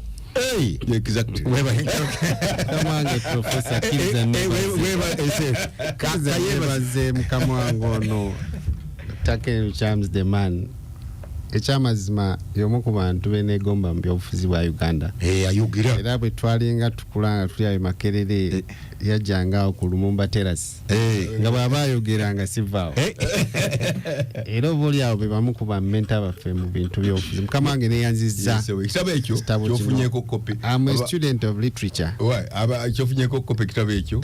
Cambridge University. Yakalagiriza copies eziwerako kyagenze kujjukira ojjangadde nja substitute ku Dr. Mwami Sebaggala ng'aze ku okola campaign nga muzze nojjangadde nja substitute in fact raleze twakubanga ne bamwanga Kivumbi awoli Lumumba memorable kamange so ne yanzanyo. I'm a student of literature era nsoma nnyo ebitabo. I'm working towards my PhD. So kubiranga nfuna ebitabo bya politics. Opening poem ku Nelson Mandela by John Ken. Ne yanzanyo mukama. Webali nnyo otandikire ko na lukalidde parliament yamaze okubanga parliament yamwaisa budget era budget yasomeddwa era ng'essente zamaze okubanga zisaasanyizibwa naye ne Uganda baali ate nadamu bane byabufuzi muliyanga budget ate simwe bwagiyisizza nalabye honorable speaker parliament nga interacting ne minister nga asoma budget nga nalabirira nti minister olumoso oyo adasoma nga ate sibyabadde ne speaker batabirina nga waliwo interaction yabaddewo ninga kye kigenda maaso sikirabangako nga speaker addamu bw'atyo nga minister asoma budget speaker n'amuddamu n'amugamba nti ekigenda maaso mu Uganda Munnayuganda agenda trustinga atya ebintu bya parliament. Mpozi Munnayuganda atuuliza kinjaga ategeere essaawa zino tuli mu budget process mitendera egy'enjawulo committees ez'enjawulo zibadde zimitinga sectors ez'enjawulo okumakinga sure nti ebintu ebiteekebwa mu budget y'eggwanga oba oliawo byebisaanire okubeera nga bibeeramu naye nga Munnayuganda atuuliza mu bumpimpi budget y'eggwanga oba embalirira y'eggwanga ey'ebyenfuna ey'ebyensimbi erina components bbiri erina kyetuyita incomes and expenditures. Yes, enyingiza n'ensaasaanya. Revenues sente zetugenda okuŋŋaanya era tugenda kubeera nga tuzisaasaanya tutya mu bumpimpi ebeera nga keeki y'eggwanga engeri tugenda gigabana tutya bano baliddeko kibano balidde nga etuuka wansi ku muntu waffe ali makulubita. Budget ya guno omwaka it's 52.7 trillions. Yes. Obwesedde bw'essente bungi buzibu. Ojja kulaba nti kwezo ssente trillions nga 23 tugenda zeewola bwewoze nti ng'eggwanga tusobola collectingako trillions 28. Bagambye 29. Awo nno kiba kitegeeza nti obuzibu bwetwolekedde ng'eggwanga nti ssente zetukuŋŋaanya wano tezitusobosa kubeera nga tuddukanya eggwanga lyaffe. So mu bumpimpi tugenda kubeera nga twewola era ekisinga okutweraliikiriza ffe nga abakulembeze is the uncontrolled appetite for borrowing mu ggwanga. President yakyogeddeko naga nti kisukkiriza okwewola naga nti tusussizza we twogerera kati public debt oba ebbanja ly'eggwanga eritubangibwa ffe ssente zitubanjibwa litudde ku 8.9 trillions. Ssente ezo zisinga ne budget y'eggwanga ey'omwaka. Kitegeeza ne bwe tukwata budget yonna netugisasula basigala banja 5 plus. Kati ke katubagiro ke twolekedde ng'eggwanga. Ate ekirala gavumenti yaffe oba oli awo si baamazima. Loan zino bwe ziba zijja ne zijja era nawulirizanga omukulembeze ayogera ng'alinga alaga nti abaka palamenti ffe tukola obubi mwe mukola bamanga tulina budget honorable Kirumira tulina trillion 29 zetukuŋŋaanya mwe lwaki mubalirira trillion 5.2 muna Uganda okimutegeeza otya owa wansi lwaki mukola ezo zennyini zetulina mu budget gye tukola eyo kanze nkubulire mukama wange gavumenti eri mu buyinza oba oli awo gitwala nga waliti yaayo erina ebintu byayo byeteekamu ng'ebikakaatiseewo nja kuwa ekyokulabirako bagenda kukwata is 37 billions nga baziwa ezigenda ku emmwanyi yes za mukoddomi si kikulu nnyo ekyo waliwo sente waziwulirako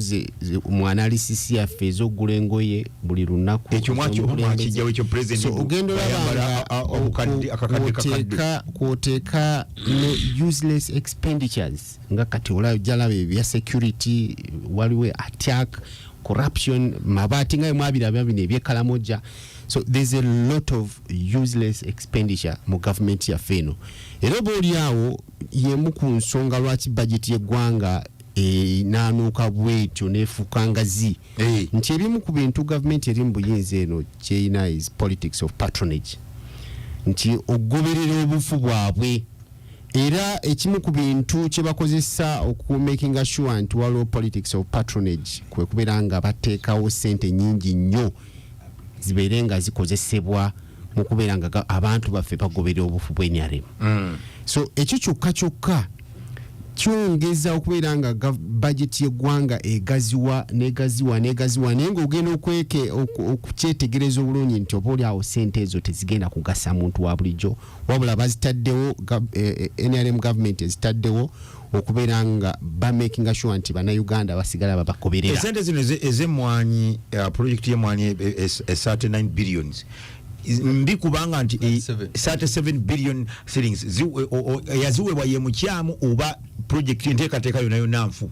kubanga mwagoba penalty ayinayo omusiri gw'emmwanyi gwonna wali olabyeko omusiri gw'emmwanyi gwe bagamba nti guno omusiri gwa mukoddomi n'olwekyo tugenda kumuyambako ekyobukoddomi okijjeewo bannayuganda nze kankubulira ekintu kimu abalimi b'emmwanyi tubamanyi bulungi naye waffe tubayina erwero gye bali bangi waliwo omusajja awo omukulu bamuyita Kivumbi awo erukooge mulimi wa mmwanyi naye beba abantu gavumenti bwebange eyagala kusupportinga kulima mmwanyi and value addition wano ekayempe twalinanga omusajja bamitanga nsamba twali tukyali baana bato waliwo abantu abakukutive mweyo erina okuba empowering tulina enkyuma coffee processing gundi wano yali wano ne Bugolobi yes nti waliwo already omusingi weeguli ogwa value addition oba okugatta value ku kintu ky'emmwanyi ekyo nga gavumenti ereese muntu mupya mu kintu ekyo so kiba kikulaga nti gavumenti yaffe terina trust mu bantu already abali mu sekita eyo abagiyimirizaawo n'okumakinga sure nti ekulaakulana emabegako eyo of course ffena tukimanyi bulungi nti agriculture is the backbone of our economy championed by coffee export naye abantu abalinga babikola webali bakyaliwo kibabulamu just kubeera nga gavumenti ekolagana nabo ne bafandinga bavuddeyo gwe n'okwata ssente z'omusono ne gatuziwa omuntu omu yagenda okubeera champion yagenda okukola kino ndabira ddala nga gavumenti eba efunzizza ekintu kyabwe ekirala of course ffe ng'abakulembeze naddala oludda olwa leader of opposition right honorable Mathias Mpuuga omulimu gwaffe kuwa amagezi nakuwabula gavumenti naye tebawulira nga kati ekyo ekintu eky'emmwanyi twakirambika bulungi gye ekyatuyamba nti ne baganda baffe abani mu NRM ne bakyegattako ne tugoba penalty era ebimu ku bintu bye twawulira ebyali eyo ekyankwanzi lwali lutalo nga balaga nti twakola omulimu mubi nnyo baali baagala penalty akole ki ate oba awo bakyagezaako nakifumba balabe nga akikola ki kikomawo ground yalinga agamba nti si munnansi tamanyikiddwa kimanyiddwa munnansi najja ne musigala era nga mukyali kulimba lwe lumu nti ate ne muteekamu ate kati olaba one of the grounds kyetwasinziirako baali bagenda muwa tax holiday omanyi bwe tuba twogera ku byenfuna by'eggwanga yes already twogedde nti eggwanga lyaffe licollectinga sente ntono naye gwe obadde okimanyi nti wano mu Uganda tulina ba manufacturers industrialists ba businessmen ab'amaanyi tebawa musolo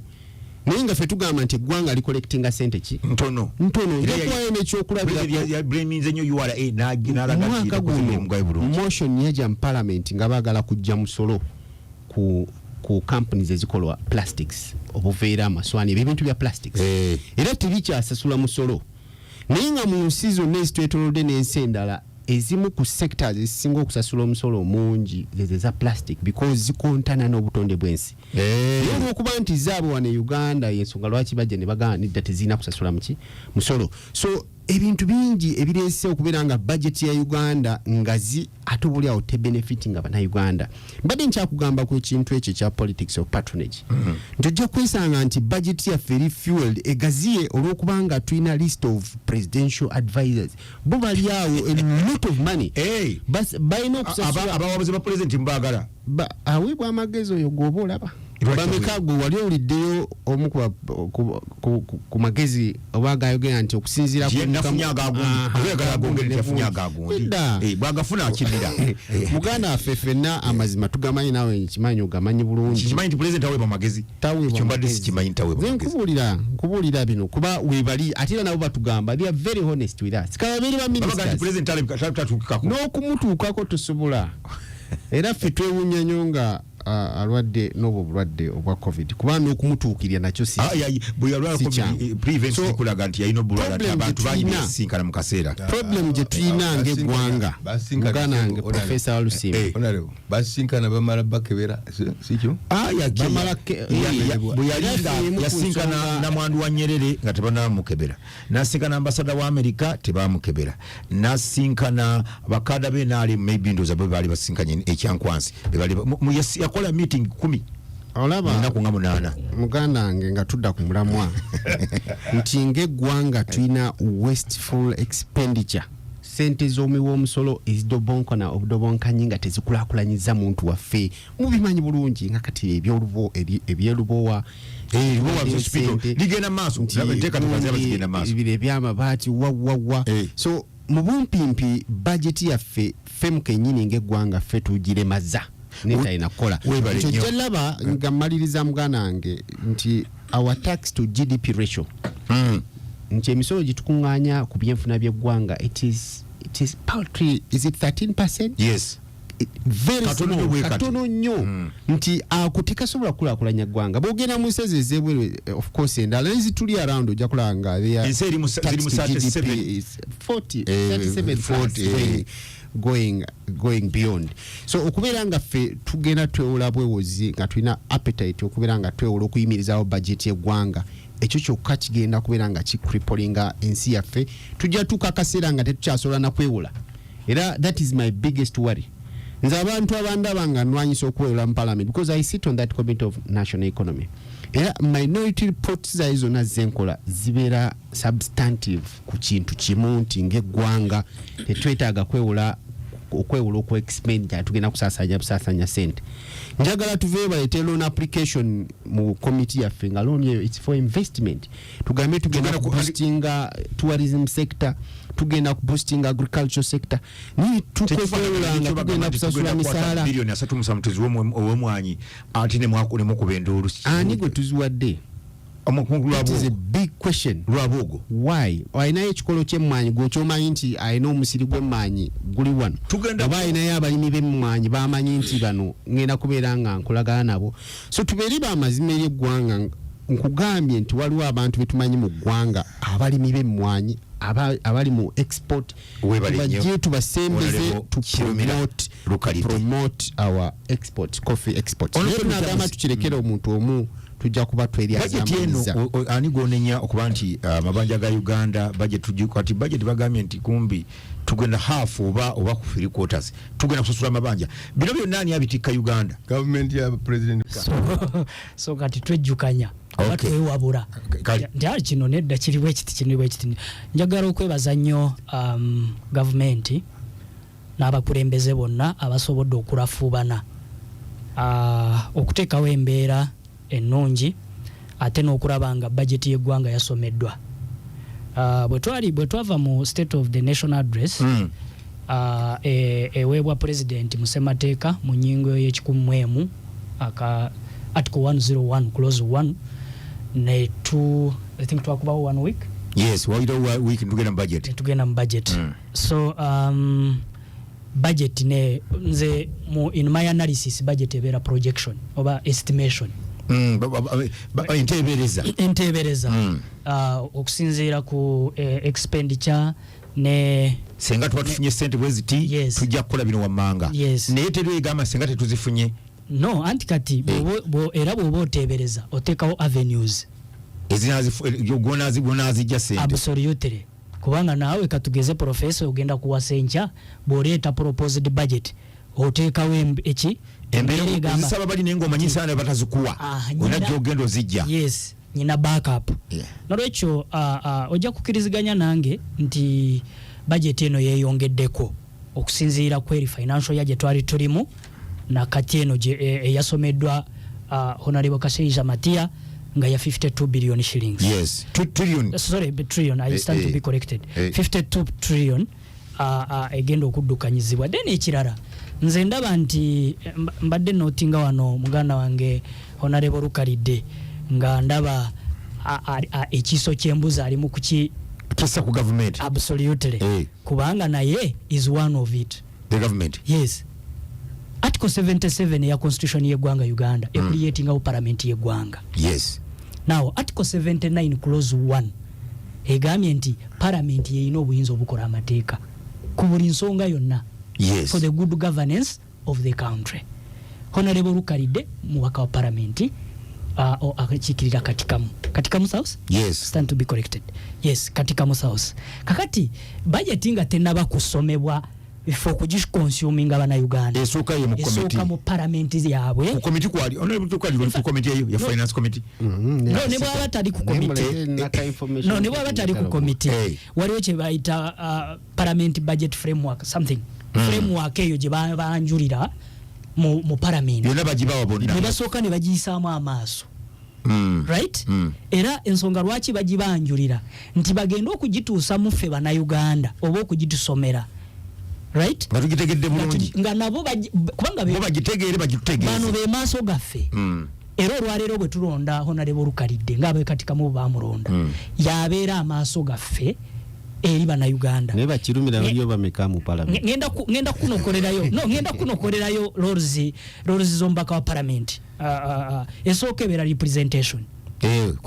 Kukiikirira. Ey'okubirebera legislation. Kuteesa. Legislation kola mateeka kwetaba mu mateeka kutesa amategwanga mateeka. Yes. Eyokusatu ebeera budget approval oba appropriation. Okuyisaamu budget government gye beeyagadde. Absolutely. Awo wenjagala okusimba essira ku member wa parliament. Azena ekiso ky'embuzi n'akyolekereza ki government ate nga naye mwali webali nnyo. So esemba yebeera oversight. Kakati nze ndowooza nti mukulu Honorable Kirumira aleke kukwata nsobi zonna nti azorekeze government ngate naye mwali kwa lero no bwabanga abantu bekatikamu bamusosowaza ne bamulonda nga bino tasobodde ye bikolere eri ku platform gyaba ali mu parliament nze ndowooza nti tabeera mwenkanya watyanga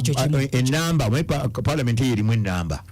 nti ona Lukalidde ali omu oba bali basatu bana batano enamba yaba NRM bali 2 plus agisa watya ensonga ye no iteka limu okkola minority report rules of procedure ya parliament akakiriza nze golaba baleeta loan application ya Standard Chartered Bank gyebadde mbagamba I moved a substantive minority report nekwata parliament yonna era nga abaka baagala kugigula naye olw'okuba nti bano abantu b'NRM bajjanga bo balina kuba na yes bazze bangi balina yes bawuliriza by'oyogera neyitawo tebabiwuliriza neyitawo twakomeredde ng'eggwanga nga tufiiriddwa $65 million million nkaaga mu biru ya Standard Chartered Bank. You can go to the Minister of Finance. Ezo sente tebazifuna. But I moved a substantive minority report to advising a government. No zanti fe dala na dala ku ludo oluvuganya. We can only do so much. We do our job. Eno budget ebintu bingi tuze tu advising anti kijja kola like on PDM. Yes. We are very honest. Ne tubagamba nti banange bana Uganda obuli awo kino kibakola ki sikyebetaaga naye ogenda olabangera eno budget efulumya engeramu sente za PDM a lot of money ne bwogenda ewaffe yeruweero abantu bakugamba ne sente za PDM in the previous financial year tetwazikola ki twazifuna so muganda wange council ngawaka parliament nakuluda oluvuganya we can only do so much council ebisigadde ebyamu abenyare siri mwogezi w'NRM naye ngezaako kulaba nsonga kutunuulira nsonga ate n'okugiwagira nago nga si musango kubanga council naye alina ekibiina kyagwamu wasipi alina kyagwamu kubanga ebyobufuzi bye tulimu bya multi-party dispensation. Yes. Honorable Luttamaguzi mu 2005 baleeta etteeka erya Political Parties and Organizations Act erya 2005 so ne lituwa omwaganya okulaba nti buli muntu asupporting ekibiina kyakola ki kyayagala. N'olwekyo point taken oba information njiwulidde naye nze kyenjagala okutegeeza Munnayuganda ali eyatuuliriza nti ensonga zino tuleke kuzoolekeza muntu omu oba section emu ey'abantu. It should be a collective responsibility. Mwina kuba mwenna wamu. Absolutely. Collective responsibility. Kiki ekiganye, kiki ekiremye oba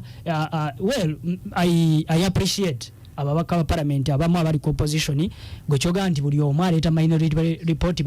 bagigana naye olumu endeeta y'ekintu is what matters. Kyoga minority report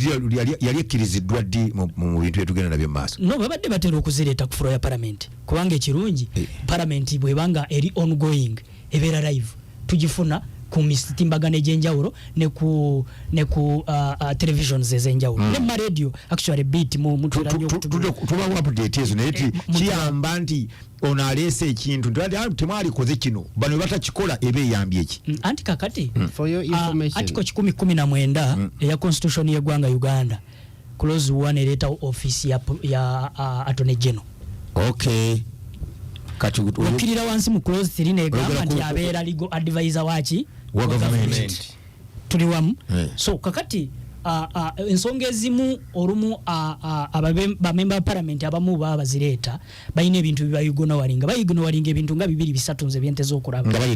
baleeta ensonga zaabwe. One bayigino walinga nnyo advise government attorney general tebamukozesa nnyo simanyi lwaki mulabanga government simanyi lwaki naye nga ate etteeka limutaddewo ne baga nti is the principal legal advisor waki wa government yonna. Ekyo kimu. Ekyokubiri olumu amateeka bwe bagaleeta ate tebagatwalira secretary wa treasury okutuwa kibayita financial implication balina bikola ebyo byonna. Absolutely anti kiri mu tteeka. Oyagala bakole minority report yaabwe bagende wa honorable Kiryowa bamuyisiremu abawabule anti kakati olwaleero luno buli kintu kye balina okuleeta nkugambye nti bo atiko yaabwe ecreatingawo okubeerawo kwabwe mu parliament. Yes. Balina kukola mateeka for the good governance of the country naye kakati banaagaleeta batya nga principal legal advisor wa government tatunuddemu oba taba-advisinze. Nze ndowooza waliwo okubaganaawo kye balina okukuba mu ttooki ne bamulabanga atayinza kuwabulwa. Sijja kuboogerera kubanga omu ku bbaali wano anaafuna omukisa ajja kwogerwa asola ajja kwogera. Ekirala muganda wange profesa ne Munnayuganda atuwuliriza bwe babadde bayisa budget eno oba bagitusomera Honorable Lukalidde yeesibye nnyo ku nsonga ya 37 what? Zawereddwa mukuru zawereddwa omwanyi omwami trillion 37 zezamuwereddwa agenda ateeketeke ebintu by'emwanyi ezo za mazisuuza penalty. Anti kakati batunuulidde nnyo ekya mukuru lwabwoga at an individual position okusinga kiki kyagenda okuleeta mu Bannayuganda. Ekisooka esente zino bwe baziyisa nga aziweebwa za coffee value addition and export kwongerako ku mutindo ku mmwanyi. Absolutely. Siri mwogezi wa Odrek Rwabwogo naye nze ntunuulira ensonga nga bwe ziri. One, Odrek Rwabwogo is a farmer. Mulimi ekyo kimu bwe mutubulira kati nkugambye is a farmer. One, ekyokubiriza an entrepreneur. Ekyokusatu oba kye nandisosa actually senior presidential advisor. Of course. Ekyo toyinza kibuusa maaso. Kakati omulimu ogwamuweereddwa omulimo gwamuwereddwa ye nettiimu y'ogenda okukola nkugambe siri mwogeziwe naye nze ntunulira ensonga nga bwe ziri nti honorable Lukalidde ewaabwe egyava ekatikamu waba nga waliyo abalimi b'emmwanyi okay ttiimu eno egenda bayambako okusoosowaza omutindo gw'emmwanyi emmwanyi zino zetubadde tu exporting ebweru tulabe nga at least Uganda efunye omutindo wawulekyamusi yagambye nti emmwanyi bw'ogijjako ebyo byonna byonna n'obireka wano era ojja gyeriira teri agikugulako bali ekibaleeta nga bayayano gitugulako kuba byonna ebyawerawo obawerako akakuta kaayo n'obawa kofi baagala nga kiri awo bwewumba mubatugende twagala genda Luttamaguzi amazidde okwaga atubudde ndaba anyeenya omutwa at the same time nafuna assignment akole emirimu eyaba conflict of interest no kakati convenient no chengamba one president asobola okwasayininga omuntu yenna any other person yes ekyo kiri mu mandate ye kubanga article 99 clause 1 executive powers ziri mu ye yes clause 4 ansawo negamba oyo munamateeka kimanyi nti ebanna nepotism further information yes 99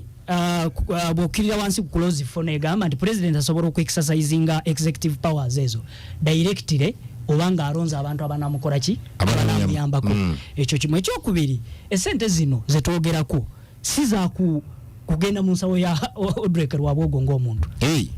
ayina kampuni gyatanisewo zitunuulidde abalimi b'emmwanyi zitunuulidde abalimi b'emmwanyi abalaba n'asobola okukola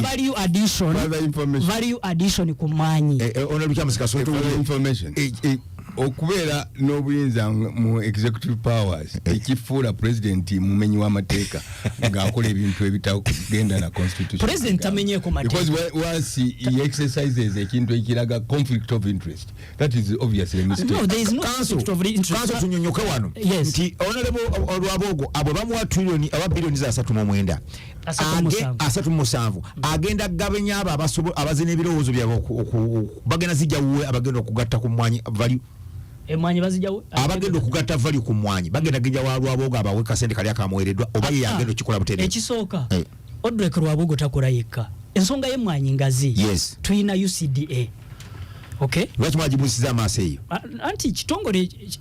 ojja kubuuza omubaka wa parliament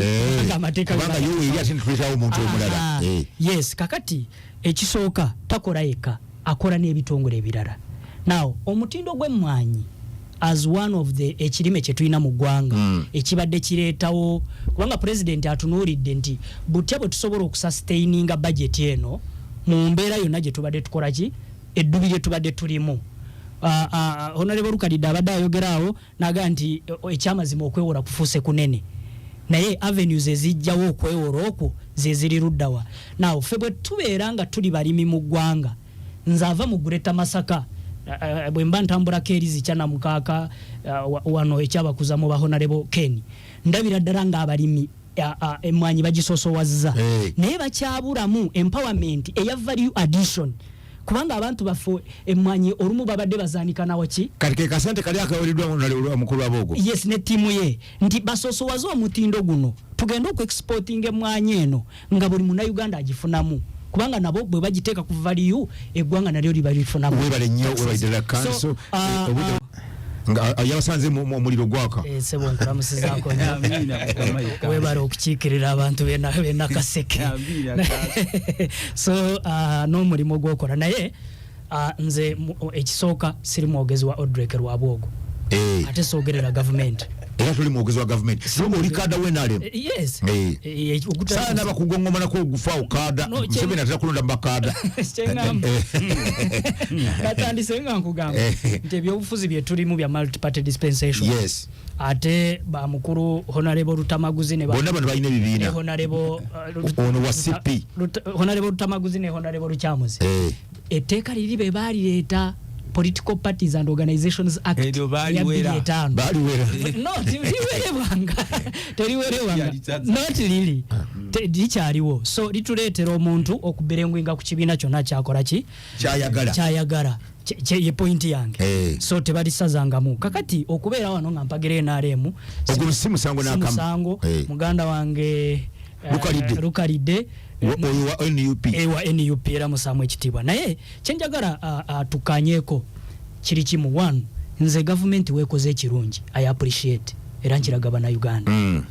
yenjawulo wekoze ekikyamu absolutely okigamba nti kino kikoze ekikyamu era nkiraba nengamba nti banange nga kino kikyamu tuli wamu naye honorable Luttamaguzi with due respect atura mu parliament ye platform ye wachikirira abantu be nakaseke article 77 ya constitution y'eggwanga Uganda creating a parliament tuli wamu mu article 79 clause 1 ewa honorable Luttamaguzi honorable Lukalide n'ababaka parliament bonna obuyinza obukola amateeka era amateeka bagakola yes kubuli nsonga yonna for good governance of this country bwekiri nze amusubmissions zaabwe ndabanga ekiso kyembuzi bakirekere bakitunuliza government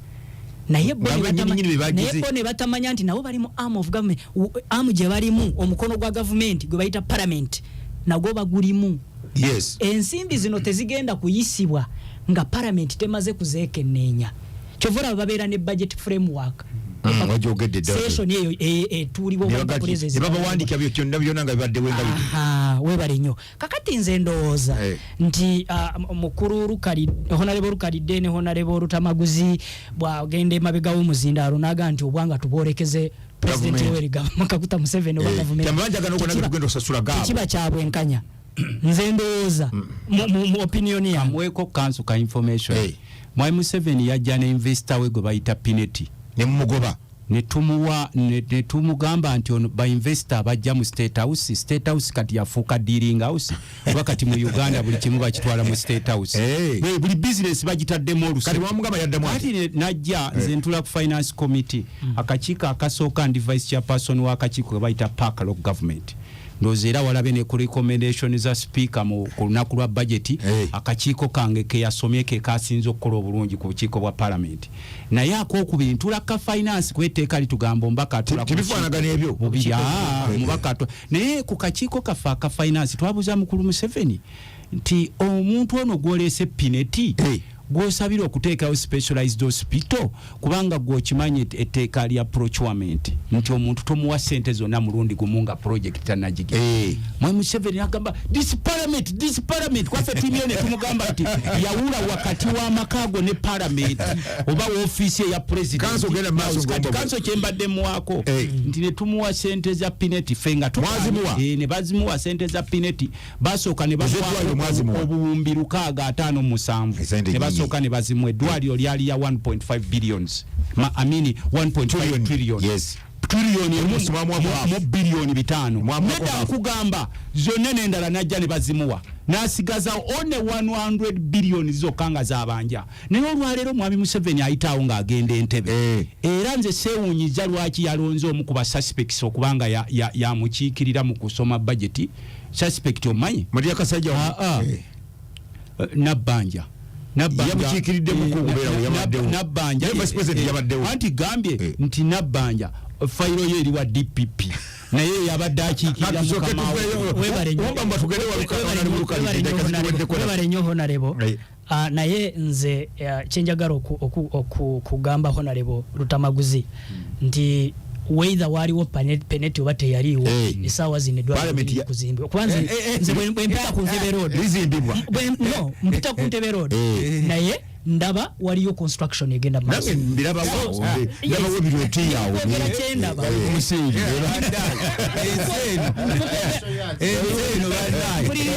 ate sente mwe mwaziisa nange ndabawo omusingi nange ngulaba nze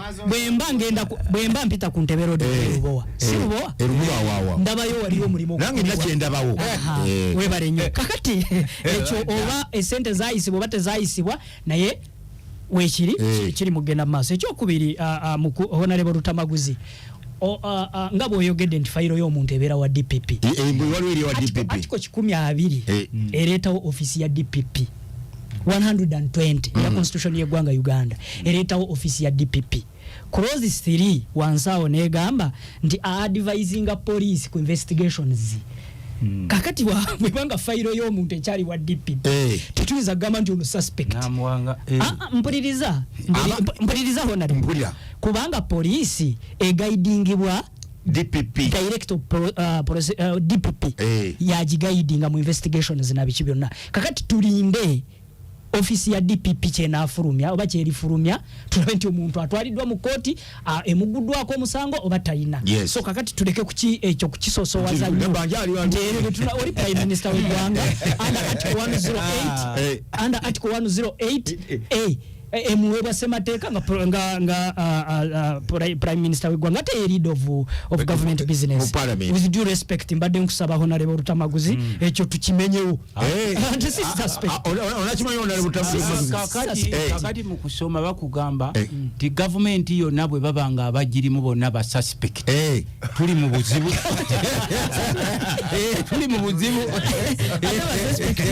n'omuwagizi waabwe ayinza okuba suspect mpumba umbanga ngamba bwe nti ebikolebwa ono kanso muno okiriza bamukwata mu kikolwa ekikyamu bamutwala ku police era abeera suspect eddeeka ligamba olina okuddako ebbali until investigations are over. tetulina kuyingira mu nsonga ezo kwali zagenda wala kanso lwakuba nze article gye nabawadde mbadde nsaba baginoting article 120 clause 3 nti DPP yadvisinga police edimu ku advising a police investigation. Ne kansa alina kimanya nti mu Uganda ebyatiko tebikyakola. Parliament gyatulamu yatekebwawo article number 77. Awo ye kyakola. Kakati yakamba article tekola ye gyatula mu parliament we article 77 yekola. So n'olwekyo onalewo Luttamaguzi ebintu ebimu tuleke kubigenda munnyo kubanga ekyamazima bikola. Naye kakati Professor Nzikiriza nkuwoole nti irrespective of our political affiliations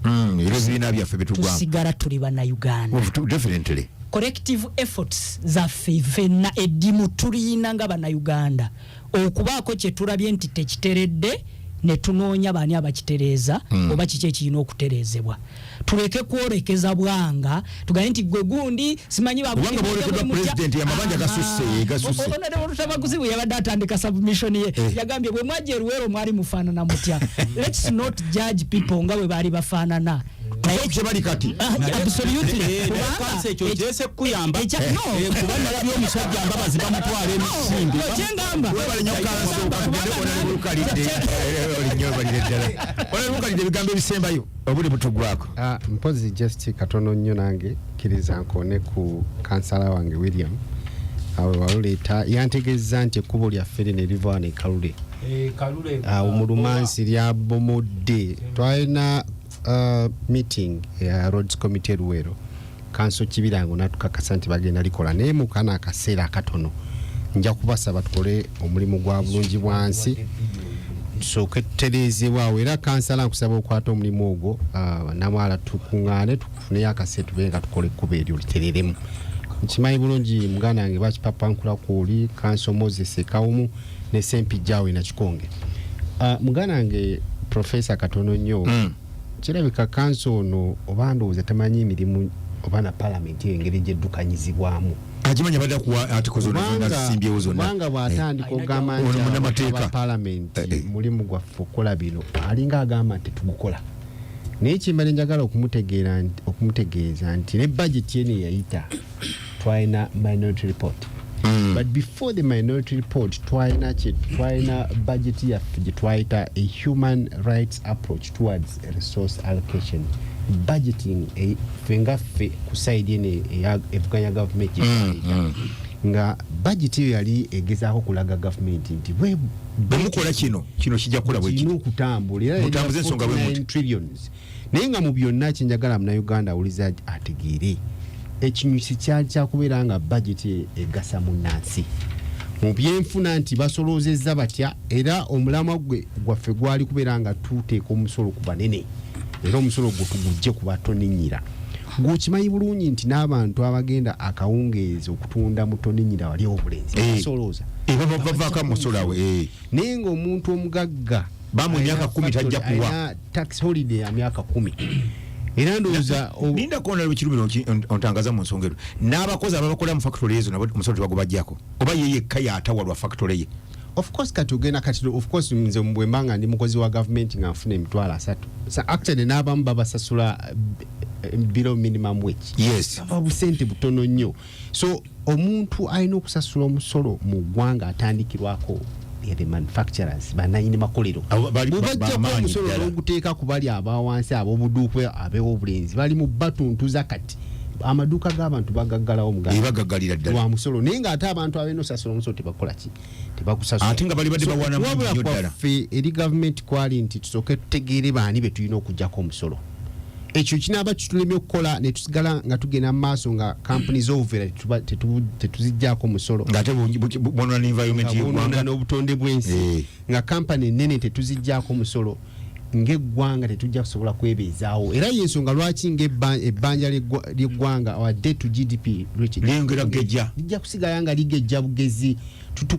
tutuuke ekiseera nti ng'eggwanga tetukyasobola nakwewola kuba naako nakaakaseera mukalindirire eggwanga lyonna erikula amawanga ge tulaba agakula geewula ne gainvestinga ne gakulaakulana eno NRM government ejja tuuka okuva mu buyinza ng'eggwanga nga tetukyasobola kola ki kwewola nga batusibadda. That is my biggest worry nti omuluvu their appetite for borrowing eyitiridde nnyo nti ne financial year begenda kugwa kunga kati eno financial year ne yakagwa gwokimanyi nti bayisa loan ya 2 trillions nga wabula weeks sat financial year koleki eggweko naye nga kibagala creating awo cash bonanza towards the end of the financial year sente zaabwe bazikoleki bazigabane bazibbe bazibulankanye naye nga tezikulaakulanyiza muntu wa wansi so ffe ekirowoozo kyaffe era ebirowoozo bitwateeka minority report byali very clear nti bwe tuba nga tukola budget y'eggwanga erina kusooka kufa ku muntu wa bulijjo omuntu waffe ali mu kyalo eyo asobola okugenda mu ddwaliro n'asanga wali eddagala omuntu waffe aliyo mukyala asobola okugenda asobola okutwala omwana ku ssomero omwana atasomera kadeeya n'atasomera ku bifunfugu nga bye tulabayo omuntu waffe asobola okubeera eyo mu kyalo n'avuga akagaali ke n'ava emakulu bitanajja ng'ekkubo ddungi naye mbategeeza nti kati ne bwe twogerera lumansi omugga gwasala ate tekyakajja buzi mwaka ku mwaka omugga ogwo gusala era bagulaba naye tebaagala bikola money sente zi ending up into corruption zibbiddwa ebirina okukolebwa tebikolebwa Honorable Luttamaguzi akugambye nti ne sente zalina okukozesebwa mu eri financial year abantu tebazifuna abantu abasuubuzi bangi running out of business bakolera government emirimu government negana abantu basiibula butuwendeko ebasola so maliriza nga ntumira ku bantu bange ab'ensonga ab'ekatika mu south olunaku lwayo tugenda kubeeraawo ku Wobulenzi public muganda wange Kibuuka alinawo olukiiko bannange banawo obulenzi mujje tuwagire ekibuuka owaffe oyo tumubeeremu abantu bange ab'emakulubita mbategeeza tulina project ya boreholes etandise okutambula era olunaku lwale bali awo nakikonge ku ssomero tugenda kubeera nga tubateerawo amazzi pozi n'amasanyalaze nga we twakola survey tukyateeka bano abantu ku pressure bajje babeere nga basimba ebikondo mbagala nnyo ate era ne mbasaba okubeera nga mateekamu obwesigwa okubeera omukulembeze wammwe webale nnyo Honorable Lukalidde Luttamaguzi akazina lukabeere mu maaso gaawe ebigambo ebisembayo njagala sooka kwebaza abadde batuuliriza Chairman Katongole mu Lukumbi wali Essemuto mukulu Kabande Kapeeka musomesa Kiggundu emifunya sobodde kubeera nammwe nina emikolo mingi nnyo kati ginkutte bannange basajja bae bakatuliki bange mukulu Serwanje Kabeere mukulu Mukwaye Semyungu mukulu Kawoye Bukatira ne Kalulo wa taxi Essemuto ne mwami Kasaana Namutamba we bali tulizani mukulu Kabale Kaddunda kakati njagala kubagamba kanso nsanyusiza nnyo line gwanga lyaffe tu buli kyofuna olino kye explaining tukyabuuza abasajja abava mu nsiko z'eruweero obugagga bwe mulina mwabujjawa bagagga nnyo yes mukyali mu Lusago n'eggwanga liweddewo bali mu muceere bali mu golodi bali mu mabozi bali mu mafuta bali mu kintu tiles nkuse enguudo zino company ezikola amakuba agali gundi gonna gaabwe kati tubuuza mukulu Museveni njagala ombuulire article mwami Museveni gye yayitamu okuwa mukoddomi we ssente eri mu constitution ki appropriation ya article kijje nkusaba kakati kasaba dagamba article mbusiri mwogezi wa mukoddomi wa mukulu tuwulire article gye yayitamu okuwa kakati sebo nevalu addition mwami Museveni gyayogerako eyo naddala ey'emmwanyi bwe yali ajja wano yasangawo ekyuma kyaffe ekya Coffee Marketing Board ebugoloobi kikyalinga kyadinga valu kiri Rwanda era tumugambe ekyuma kyaffe kyatuuka kiti Rwanda yes we are serious, we are demanding back our country. Abana bakibba bubbi wano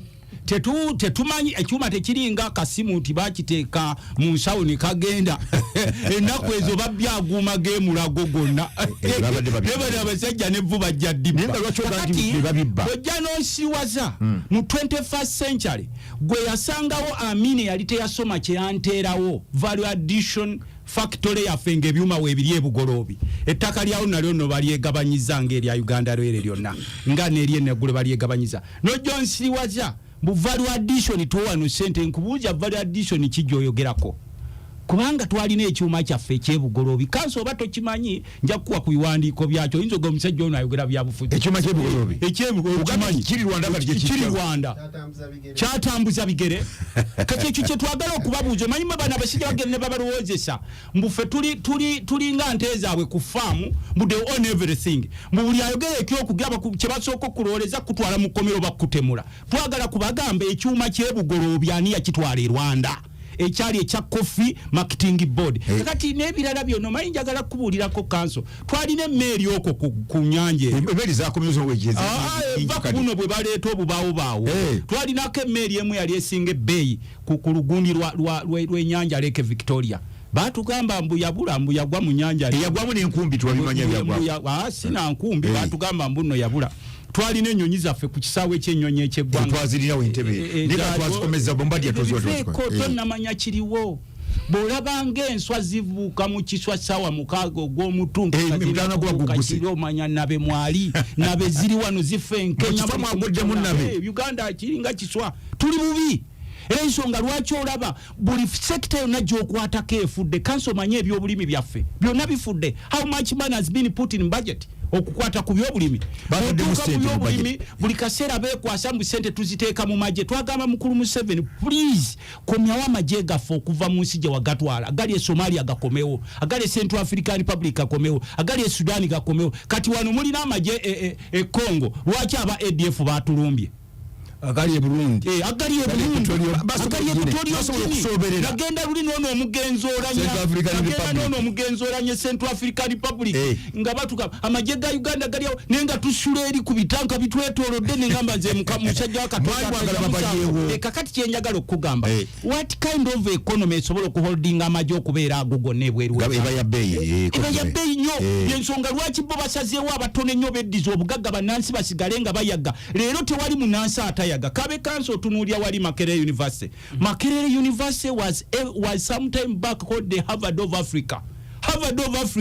abantu bava South Africa okujja okukolera research e Makerere abantu bava London olwaleero yonna bagikubye ekigo n'ebisulo byabo bagenda kubyeguza sebo biri ku katale njagala kusaba bakulu bano abali mu gundi njagala kwebaza mukulu John Kenny Luchamuza akatabo kano kompadde akaliko Uganda a creature of the federal doctrine federal si bigambo njagala kikugamba naawe federal bikolwa